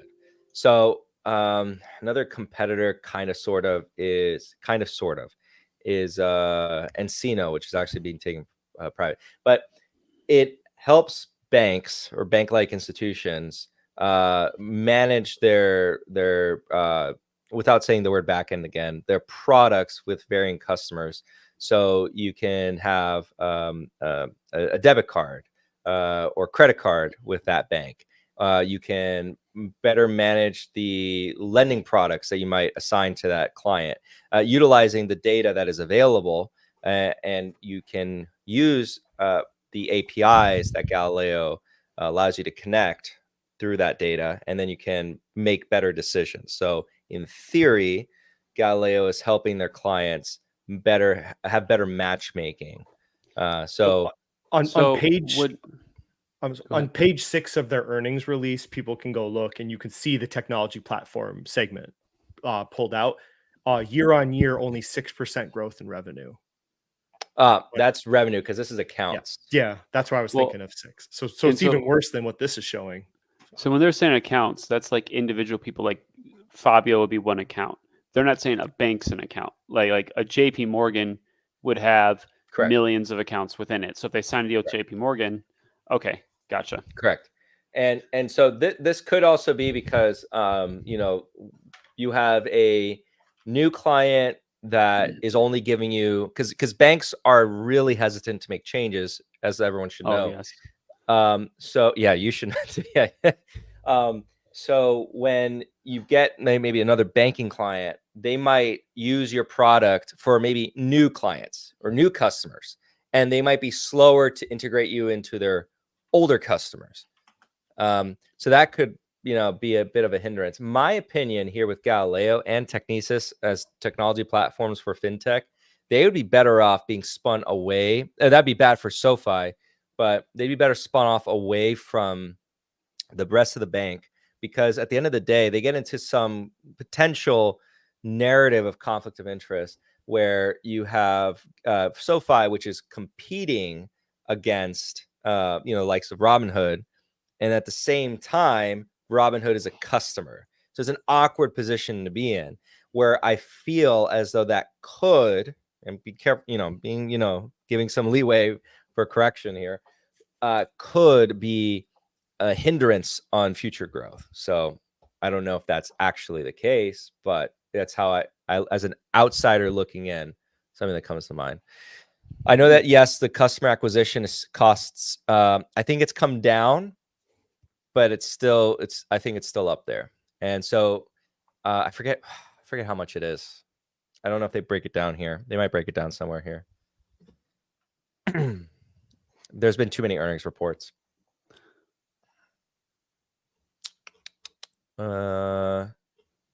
Customer cost. No, I don't think they break it down here. Anyways, this where Dan gave us the actual revenue growth of Galileo, which being 6%, while the accounts grew by 10%. Again, the story is the same. The growth rate just isn't there, and I think that's the most exciting part of their business, because the banking side is still the same old. You have student loans, personal loans, abysmal, and you have, I'll give them credit for growing their home lending. I'll give them credit for that. But for the most part, it's not the kind of bank you'd want to own in a downtrend, or let's say tough economic times. So Is home lending even that attractive right now? Didn't Wells Fargo divest a bunch of their home lending?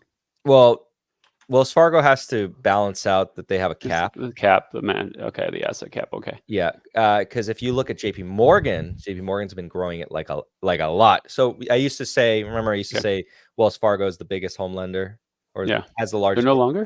No, JP Morgan surpassed. Because they divested. Okay. Mm-hmm. JP Morgan is now number one. Isn't that crazy that Wells Fargo still has that cap? Yeah. Was that from like 2016? Yep. Yeah, they're really getting punished. I mean, you probably shouldn't defraud people. I'm not like, it's just, yeah. It's kind of funny too, because you look at their earnings, and it's like the first, like for the lending originations, they post first the dollar amounts, because that shows they're growing everything that's not personal loans more. Then they show the actual lending product volumes, which show personal loans are still overwhelmingly what they're doing with their money. It's just odd. Like they're not changed. Like nothing's changed from last time we talked about this company. The same concerns are there. The slow growth of Galileo, the over dependence on personal loans hasn't slowed down at all. Is this where we highlight how much money we made? I pulled out a Discord message I sent you. I don't know if you want to show. Sure. Go ahead and share your screen. Wait, let me. Okay. So there's a lot of YouTubers. It's a very popular retail stock, and Dan and I, we joke around how him and I have made more money in this company than all the people bullish on it. So we were already, you can go look at the stock price. We were already in it talking. So I think we were in at like $5. Yes. Yeah. And we're just like, this is going, you could feel the momentum building. So we're like, yeah. Because it was simply a sentiment trade. I mean, I have videos talking absolutely abysmal things about Alibaba, and I made money on Alibaba. So we both got in at like $5-ish, got out around 10. So we made more money. I didn't get out around 10. I got out around 8 something. I didn't get the best. I think it was low 9s, because I was like, I don't want to miss out on what I got out of this. But so all those YouTubers that bought in at like $20, they're still blood red on it. But yeah, and I remember when I put it in and the members saw it in the portfolio, I got a lot of questions on it. like if the stock goes up at this point, I'm like, all right, you have maybe a social arb momentum trade, but there's nothing there based on their financials. So people, I think retail will equate, if the stock goes up, they're performing better. It's like, no, there's other reasons stock goes up, like just like the momentum of the market, and retail this isn't a big company. So the exuberance of retail over like meh earnings, I don't know. And the massive catalyst that we discussed at the time, for everyone wondering, now it's over. The catalyst is gone, but was the end, which was coming in September. But you don't need to wait till September. A lot of people think you have to wait till that time to benefit from it. But if you know at some point in the future it's coming, as you start to approach that date, which is funny how it did react to that, because it was a known date. I guess scratch that. The market was concerned that they were going to extend the moratorium. They ended up not. And so up to that point, you had that opportunity to capitalize on that sentiment arbitrage or sentiment shift, which ended up happening or occurring. Again, I'm not going to tell you, it wasn't my entire portfolio, but it was fun. I do a lot of these fun trades occasionally. Recently there's one I'm engaged with right now, but we won't talk about it. Which you guys are aware of. Well, if you guys caught on to what they were saying, they were dissing me for it. I think Andrew came in, firing shots immediately about you called it. Me judgmental. I was like, well, I gotta live up to my name. Sorry. I gotta live up to my name. I didn't see Julius Caesar's comment. This is actually gold.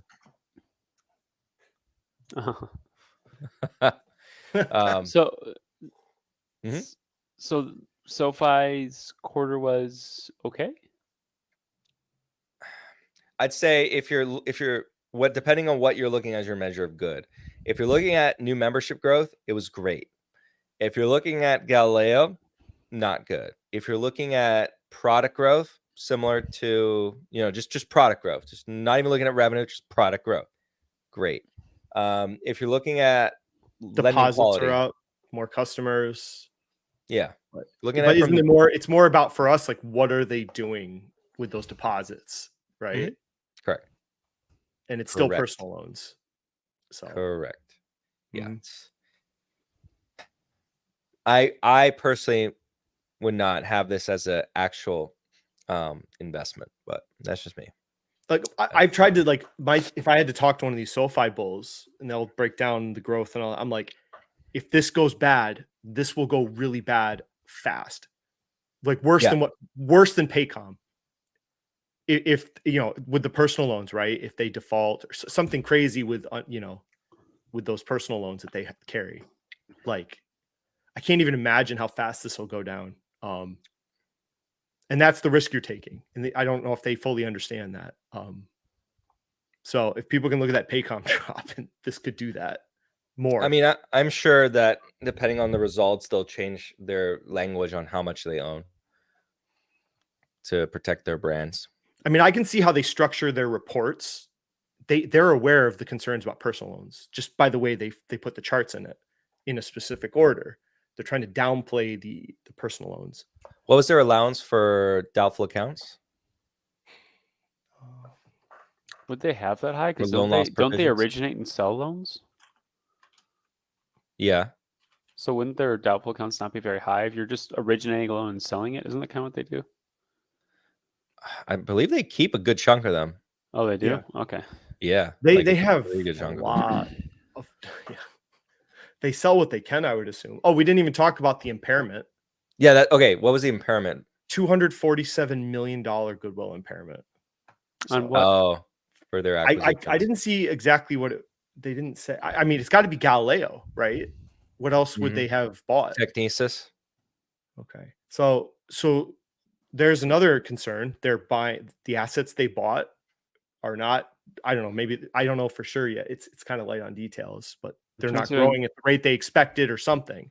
So they've written down these assets that they bought. The component, like their marketing component, they spent I think another amount of dollar figures on, what was it? Another stadium? Oh, they did? Yeah. They did another one? I'm pretty sure they did another one. Oh.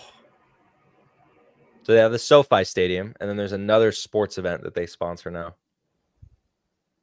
Which is getting members in there. So I think if you looked at top finance apps, let me see right now where it stands. I don't know what ranking they're at now. All right, so if I search for finance, let me see where SoFi comes up. PayPal, Venmo, Zelle, Cash App. There's SoFi. Okay, so SoFi is number 43 right now in finance, which I believe they were higher before. But you're on iPhone? Yeah. I would- Andrew's well, like, maybe that's not I'm- the true measure of success. Well, It's about honestly though, like the I would rank. think if you're saying this is more focusing on lower income people, Android Star might have some. Let me pull it up on. I want to highlight that the credit score argument is not very strong as far as saying that is the sole arbiter of what makes it attractive. My friend works for SoFi. He said they might be sponsoring Manchester United. Might. We got the inside information, baby. We got the inside information. Everyone buy Manchester United. No, I'm kidding. What are they carrying? 14 million of personal loans, and I think they did something with BlackRock, personal loan securitization, only for 375. So it's like a drop in the bucket. But Yeah. We don't have any. We don't have any insight into that. But this is why I maybe I shouldn't call this shit because people get all butthurt about that. But like, why couldn't you just wait till they're profitable for 2 straight quarters? People like I don't know, something to call like patient. I think that's a giant hurdle. I think retail assumes that's just inevitable, but that's a giant hurdle for a company like this. Like, well, just I wait. think, Like they might never get to profitability, and they might just go away. So, but I also think the focus on profitability, especially with retail, is a little overemphasized. I feel like you should be able to judge a company based off more than just like a profitability metric. Because like an example is another really big retail stock is Palantir, and one of the things is it's like they've been profitable for 2 quarters by 1 cent. I guarantee you there are some accountants locked in a room, and it's like you're not coming out of here until we're profitable. Like, I can hear the judgment coming out of your mic. they increased their interest income, right? So they found some accounting shenanigans probably with that. Or you just do you guys really think that AR is not collectible? Come on, we don't need that much of a bad debt write-off. That's like there's a lot of things you can do to kind of play around with that. And isn't Robinhood profitable strictly because where interest income is at? Oh yeah, like that's the reason why Robinhood's profitable. Robinhood's interesting because it's like, can you, if there's a higher for longer, they could be really interesting if they can take that money and then put it to work and actually get something out. But then it's like, but what happens if we hit a recession? Then rates go down to 2% or something. This is referring to SoFi. I hate that that's such a bad reason to invest in a company. What you should do is invest in a payroll company and then have it fall 30%. Man, earnings bets are so like it's not even like sports betting where it's like you win or lose. It's like the company can top bottom beat something about their projections. Market doesn't like it gets crushed. It's like, are you trying to diss me? What? Are you trying to diss me? Stab me in the back? No. Trading on earnings? I didn't mention. Hey, you brought it up. You brought yourself into that. So I think it's one example. Mattel. You can go. Mattel beat on project or on earnings for the quarter. Something they said about forward guidance, the market didn't like, and it 12% dive. Well, the other thing is when you talk about earnings beats, everyone talks about basically revenue and earnings, which is usually a pretty good thing if you're a consumer staple and very mature like a Procter & Gamble. A lot of these companies, the KPIs that people care about aren't just those 2 numbers. So like if you're like, oh, they're going to beat on earnings, and that comes out it's like they beat on earnings, it's like, yeah, but no one cares about that. There's a very specific stock I have in mind right now. What stock is it? One that reported this morning. So many reported this morning. We talked about it. We listened to the earnings call in Discord. Oh, we talked about them already. PayPal. No. I hold it. Oh, yeah, that one. We're going to talk about that one. They crushed it on the top and bottom line. But there were other metrics that people weren't happy about, so it didn't. Yep. Right. Yeah. Which I think is a fair. I also said, like, this is my thesis has been that metric is very important, which is not an earnings or revenue metric. Yep. I've seen plenty of times, someone on YouTube will say, but they beat on earnings. I don't get it. But hey, all right. So we'll talk about Enphase. We'll get through Enphase and then we'll switch over to the private call. So Enphase, they reported a little bit ago and they just continue to get hammered. I mean, now we're looking at $76 a share. I don't get the appeal. Is it SolarEdge's report? I don't know. Did SolarEdge report? Yeah, today they did. Okay. So look, because after hours, they're down another 5%. Any commentary you guys want to give on Enphase? You want me to give you an antidote of why and the reason?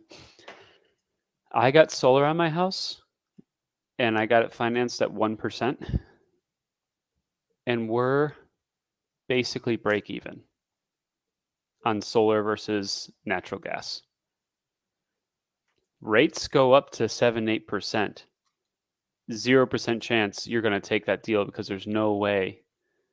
The only way people are going to buy solar is if you're like, I really care about the environment. I really want to do this because I have a Tesla in the garage that I want to sun power, Yeah. Everything else goes out the window. From a financial standpoint, it makes no sense. Mm-hmm. And also, like, it works for me on a 1% loan in one of the sunniest states in the country. Would you, if only there was like people that said that back in December 2022. Like, there's some capital mindset members that owe some other members quite a bit of gratitude, maybe a beer at some point. Yeah, like I feel like that's familiar commentary from almost a year ago. And that certain person owes certain people a beer. Well, I know, potentially saving them a lot of money. I don't know. So I had a friend that worked for a solar installer, and the owner was a sleazebag, scumbag. All he cared about was putting solar panels on anything so he could collect the credits from New York State. He didn't. That's all he cared about, just collecting that money, those credits. And some of that's dried up, even like in my state. Some of those green credits are gone now. So the higher, like Andrew said, the loans are more expensive. The credit incentives are going away in some places. And I don't know if I told you guys this. And I was telling people this like before Enphase report, and I was like, if you don't think this is a bad sign, like I don't know what to tell you. The company that installed my solar, they went bankrupt. Like 4 months ago. They let it in, like, people paid their deposits. It's like, nope, this company no longer exists. Like, and just that's why I'm saying. I mean, I know people say Enphase is a great product, and that's fine, but like, this is a situation where you can't escape the fact that there is a dynamic here that's out of your control, and that's does residential solar, we're talking purely resi solar, which is mostly what Enphase is, does the math work for an individual homeowner? And if the answer is no, why? Like, what's your bull case at that point? Especially when, what was the valuation? What was the PE ratio was trading at?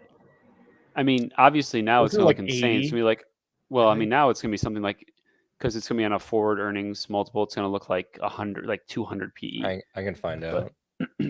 But Thing. yeah, I just The other part of Enphase I never got was they said it's a superior microinverter. Mhm. But it's like, did you care what microinverter they used on the solar, like the installer? Like, do residential people ask for that? Like, what is the value of having that part that's superior to a no, residential? well, customer? because there's either a micro inverter or a central inverter, right? So central, like Solar Edge makes central inverters where it's just one. It's like all the power goes to that one inverter. Enphase makes microinverters, so like if an inverter goes out, it's just Each that one panel, solar panel. right? Yeah. Yeah. I actually, ironically, would argue that, and people are going to say you're so wrong on this. I would argue for a retail, like an individual homeowner, a single central inverter is better because you're going to know the second it goes out. With a Mhm. microinverter, it's going to be like bad for years. And you'll be like, man, yeah, our solar kind of sucks. And someone's going to finally come out and look at it and go, no, like you have 2 microinverters out. Ah, shit, we've been losing on all that solar. Like, Yeah. you know? I mean, I have an app that tells me the production of my panels. It's Oh, not- yeah. like, yeah. well, what am I going to compare that to? I don't know. It's a neat little chart. Yeah. Like I wouldn't be able to tell you if like, yeah, 2 or 3 panels are out. So Well, you guys are lame. I have a coal power plant right behind me. And I even have a guy that is hired. He comes and he just like mines the coal right from the ground. There's a mine right next to it. He like mines it, comes out, throws the coal into the fire, and that powers my whole house. Fabio installed a Do you like- diesel generator to charge his Tesla. Yeah. No. Yeah. 100%. The dirty. No. Sorry, not even diesel. What are you talking about? No, coal. All coal. Oh. Coal. Everything coal. The coal powers my Tesla. You're a true American, you know. West Virginia should thank you. America. Yeah. So here I'm sharing with you. Oh, wow. It looks really weird. See, that's the thing about, streaming. So the screen is 1440. I'm making excuses. The screen is 1440p. So when I look at what's streaming versus what what I see. Oh, you're just yawning. It No, yeah, it's just fine. Sorry. was a preemptive sneeze. Bless you. Can you knock on the wall for Christ's sakes? It's a real wall. It's not a green screen. Hear nothing. You hear nothing? Let me put No. the mic. Because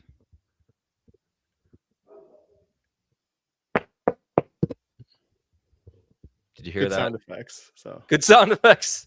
The denial. you got the denial. soundboard in. I know you. He's got like the one hand over here, and he's got a brick on his Yeah. his desk. He's knocking like the this brick with on his the- hand. Just like just break it. But anyways, yeah. So it always messes up.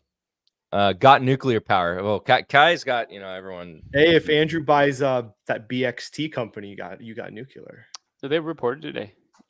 Who? BWXT. Yeah. Didn't they? You told me about them. Yeah, they reported. I I thought the thought earnings- you were asking me. I was like, Andrew, no. you told me they were. I was telling Dan they reported today, and pretty good earnings, I thought.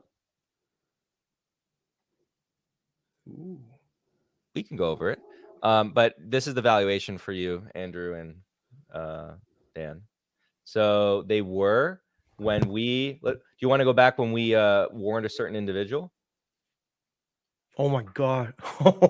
So not like we're just like absolute geniuses because we looked at a stock with a valuation price to earnings, gap price to earnings of 154, more or less, and enterprise value to EBITDA of 108.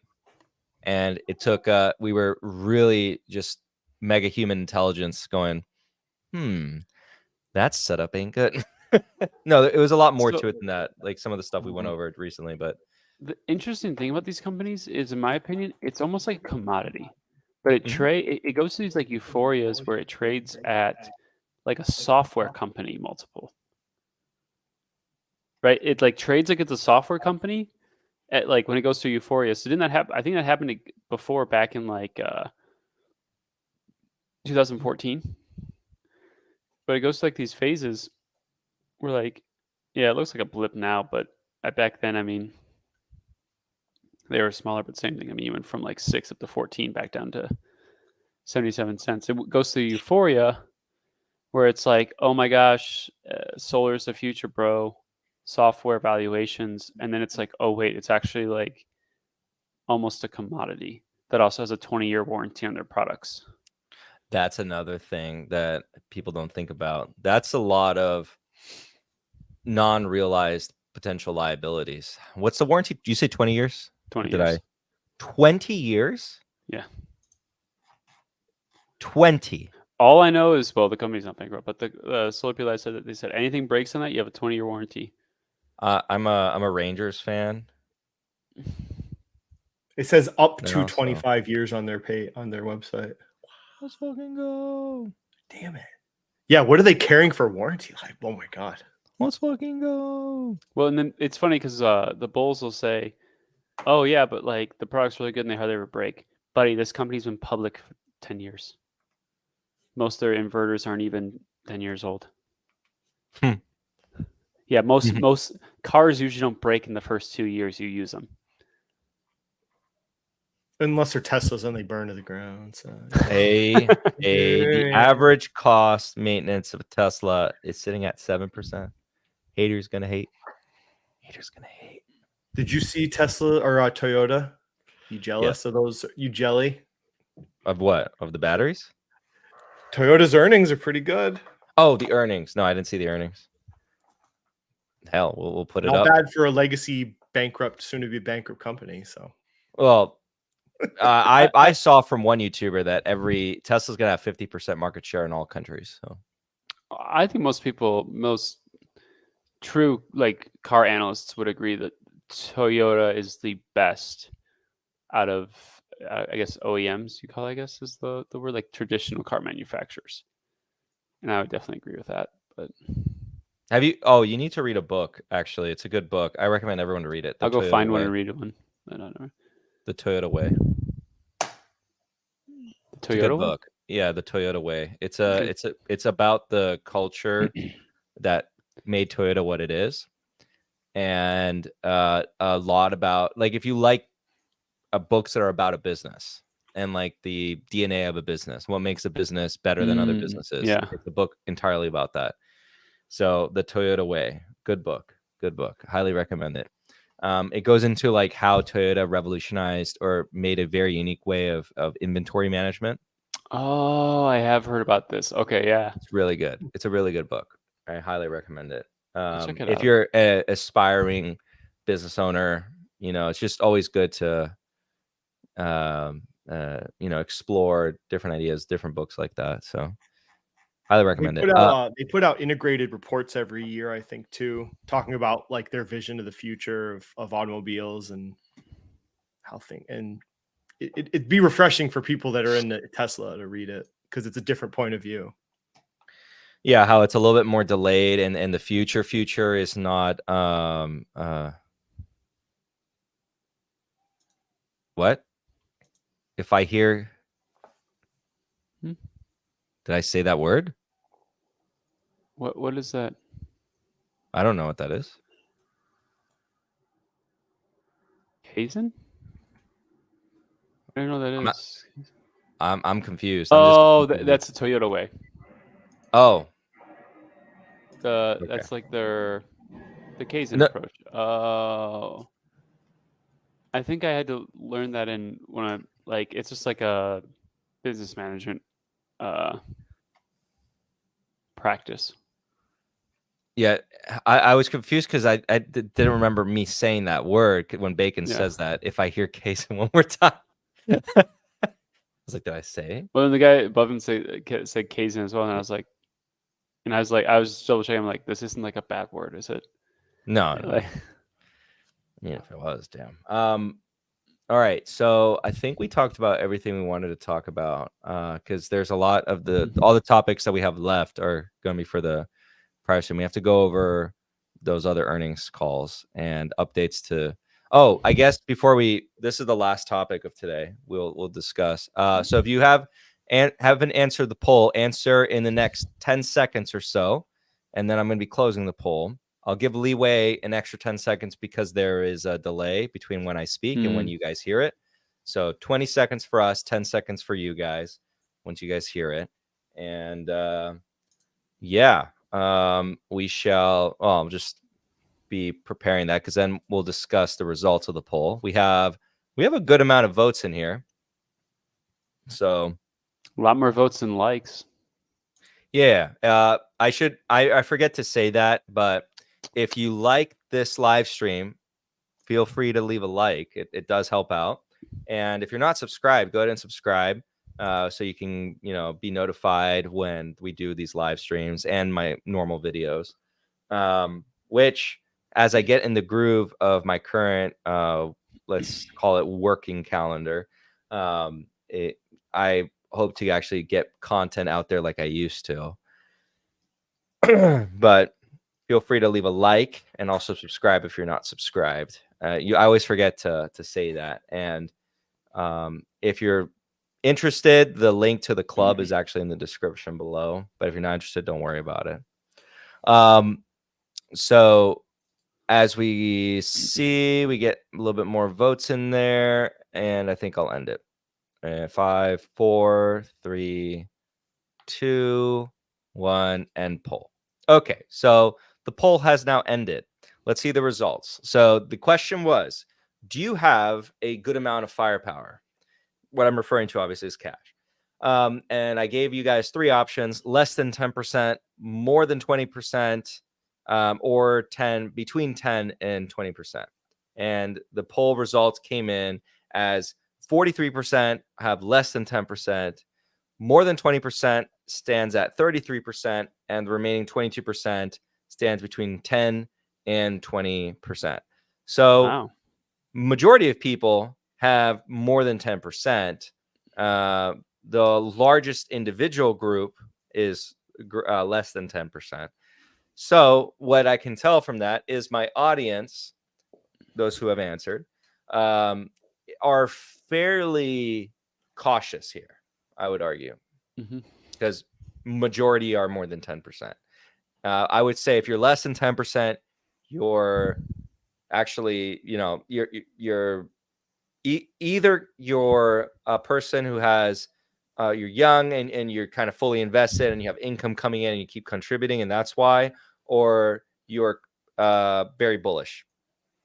And you're older and you're just very bullish. You're very positive on the market. And then those of you who have over 20%, you're probably a little bit more cautious. No, I wouldn't say Fuhat. That's not broke. So how are you guys positioned? I am about to tell you. I think I'm sitting right now at between 12 and 15% cash.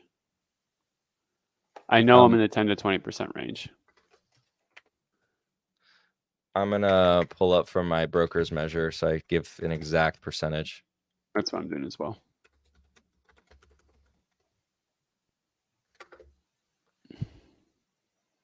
Dan's like, I'm fully invested with leverage. The dividend account's always fully invested. Always, never. That's the whole point of it. Never not. Well, I'm out of all my puts, so I've got speculative cash to deploy. I don't know how to see it. Let me see how. Okay, I see in this allocation, 26.37. What?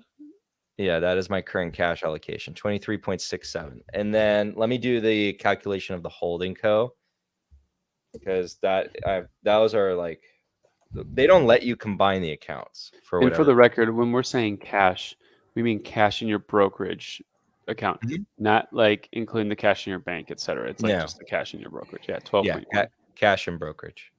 You shouldn't have any cash in your bank. You should have it all in the market. Credit cards. Yeah, my broker. Where's your watch and your credit cards? Come on. So I don't have a savings account. I only have a checking account. Fun fact about me. I use no, that's a lie. I have the Apple savings account. So that's a savings account technically. And then I use the product at Merrill that I love that gives you really high interest rate, basically a money market fund, but an insured money market fund. So I have some bonds that counts. Yeah, I call that cash and cash equivalents. Yeah. I wouldn't if it's long term. Okay. You're right. You're absolutely right. You're absolutely right. Okay. We do have a question. What's the use of this poll? Mandy, I'm selling your information. So Alphabet executives came to me and said, we want to know exactly how much money your audience has. And I said to them, don't worry, boss, I'll get you that information. So I really want to buy a Microsoft bond.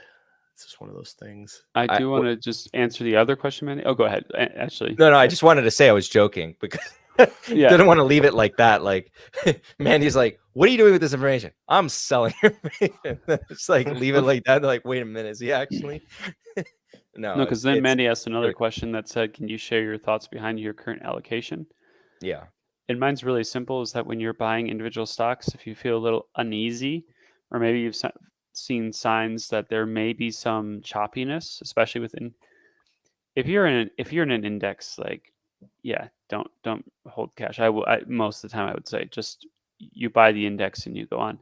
If you look at individual stocks, I have a lot of stocks that did a lot of interesting things so far earnings season.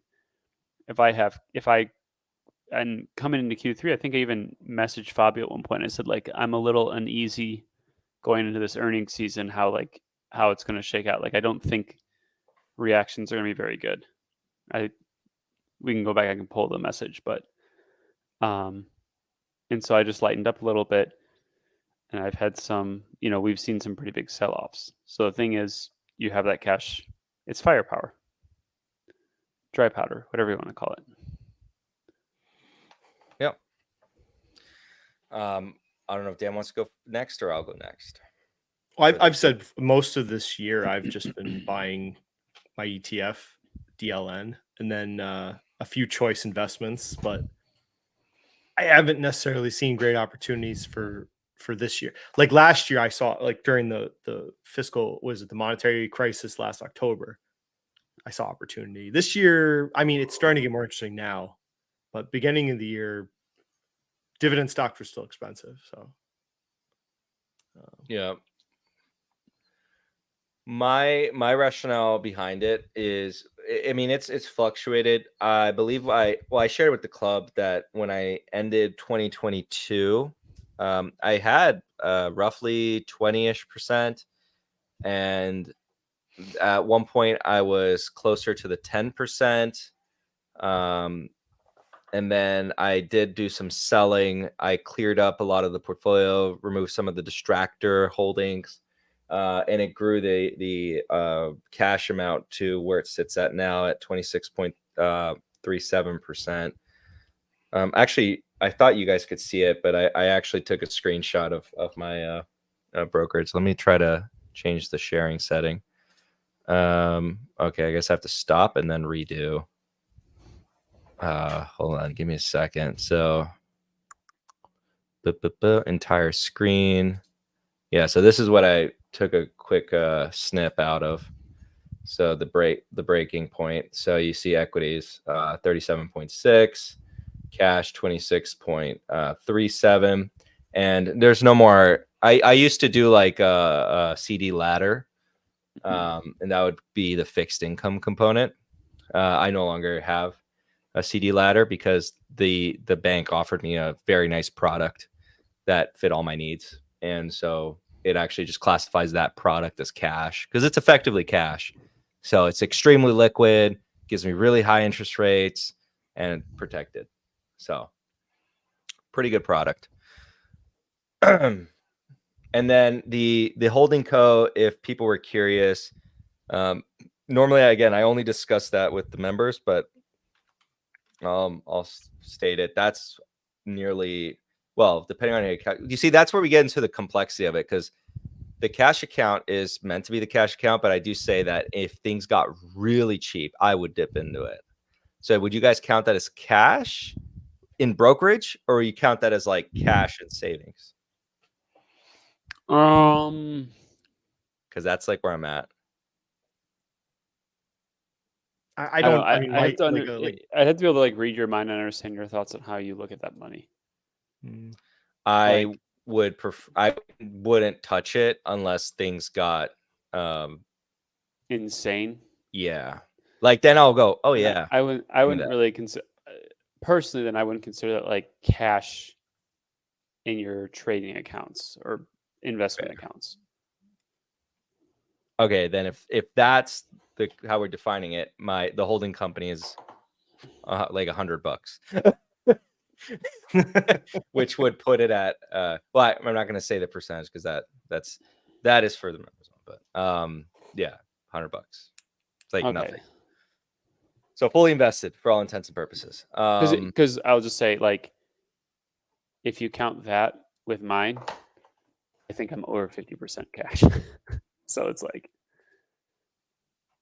yeah. you perma bear you. yeah. So because I have the same thing in like Fidelity, I have a massive cash account for the same. It's more like emergency or stuff like that. It's also if we ever get to buying a house, we'll probably use that money for it. But I would count that as part of your brokerage. It's technically in our brokerages. Like I think for both Andrew and I, it's technically in our brokerages, but well then I'm probably I'm over 50% cash then. Okay, yeah. If we're going from that measure, so the holding co is rough math. I'm gonna do it on a calculator because I'm gonna butcher it. But I'm doing the calculator on the other screen because I'm not gonna do numbers. The thing is, like, I know even if stuff got insane in the stock market, I wouldn't touch that money. Like, it's not for that. Oh, like I would. Yeah, but hey, Paul, that is lost investment gains that you're just letting sit there. You're ruining your future. I just got all your money should be in the market. I just got a dividend check this morning. Okay. From the money market fund. 33.46%. And I rounded the figures. So like I only took just like the first 3 digits. But that's like close enough. 33%. I mean, I'm getting 4.1% on savings now. So many years it was like 0.5. It's like finally, like this is great. Like my money can work for me again. That's what Emperor Sauron's question was. We'll answer this and then we'll head off to the private stream. Because we are extended past the 2-hour mark. But I believe mine is sitting at 5. It's either 5.15 or 5.02. I forget. I think it's 5.02. I'll go with the lower number. Yeah, 5.02%. I'm at Barclays, so they gave me 4.3, I think. So I don't want a money market account. I know people keep like, well, it's more interest. Like I just want a savings account for my freaking money. So yeah, and transfer it out instantaneously. Mm-hmm. And then Andrew, tell me how much you're making in interest. Not dollars, just percent. I'm just in the Fidelity one. So I mean, if you just go to Fidelity's website, I think 4.98. 4.98? I thought they would give more. That's like a money market. No, I'm sure they have pretty big fees, but also it's immediately liquid and like. Yeah, you pay me. Yeah. I think love like retail people like, why don't you go to this bank? They pay 0.05% more. It's like, dude, that's what I was gonna say. You got $8,000. Nobody gives shit. Oh no, $3. Oh wow. Like even if you have like $100,000 in there, that money is still pretty de minimis. It's like what, $500? What? Mm-hmm. What do you mean? Wait, no. In total, it's like 5,000. What do you? No. He said point. He said 0.05%. Oh, sorry. Like 5 basis point difference. It's like who cares? But yeah, so like not 5%, 0.05 or 0.5, 0.05%. So it's like nothing. Yeah. Yeah. When you're dealing with that kind of money. So I think with that being said, we'll close off the stream here. We'll start the new one. So for club members, you'll see the link posted for you guys to join the private stream there. With all that being said, thank you guys so much for watching today's live stream. If you guys liked the live stream, feel free to leave a like, subscribe if you want to see more content on the channel. And then, yeah, comment down below afterwards. Let me know if you guys have any questions, topics you'd like us to cover in a future stream. Thanks to Dan and to Andrew for coming on here today. And by the way, oh, Dan, your mic did it again. My mic? Yep.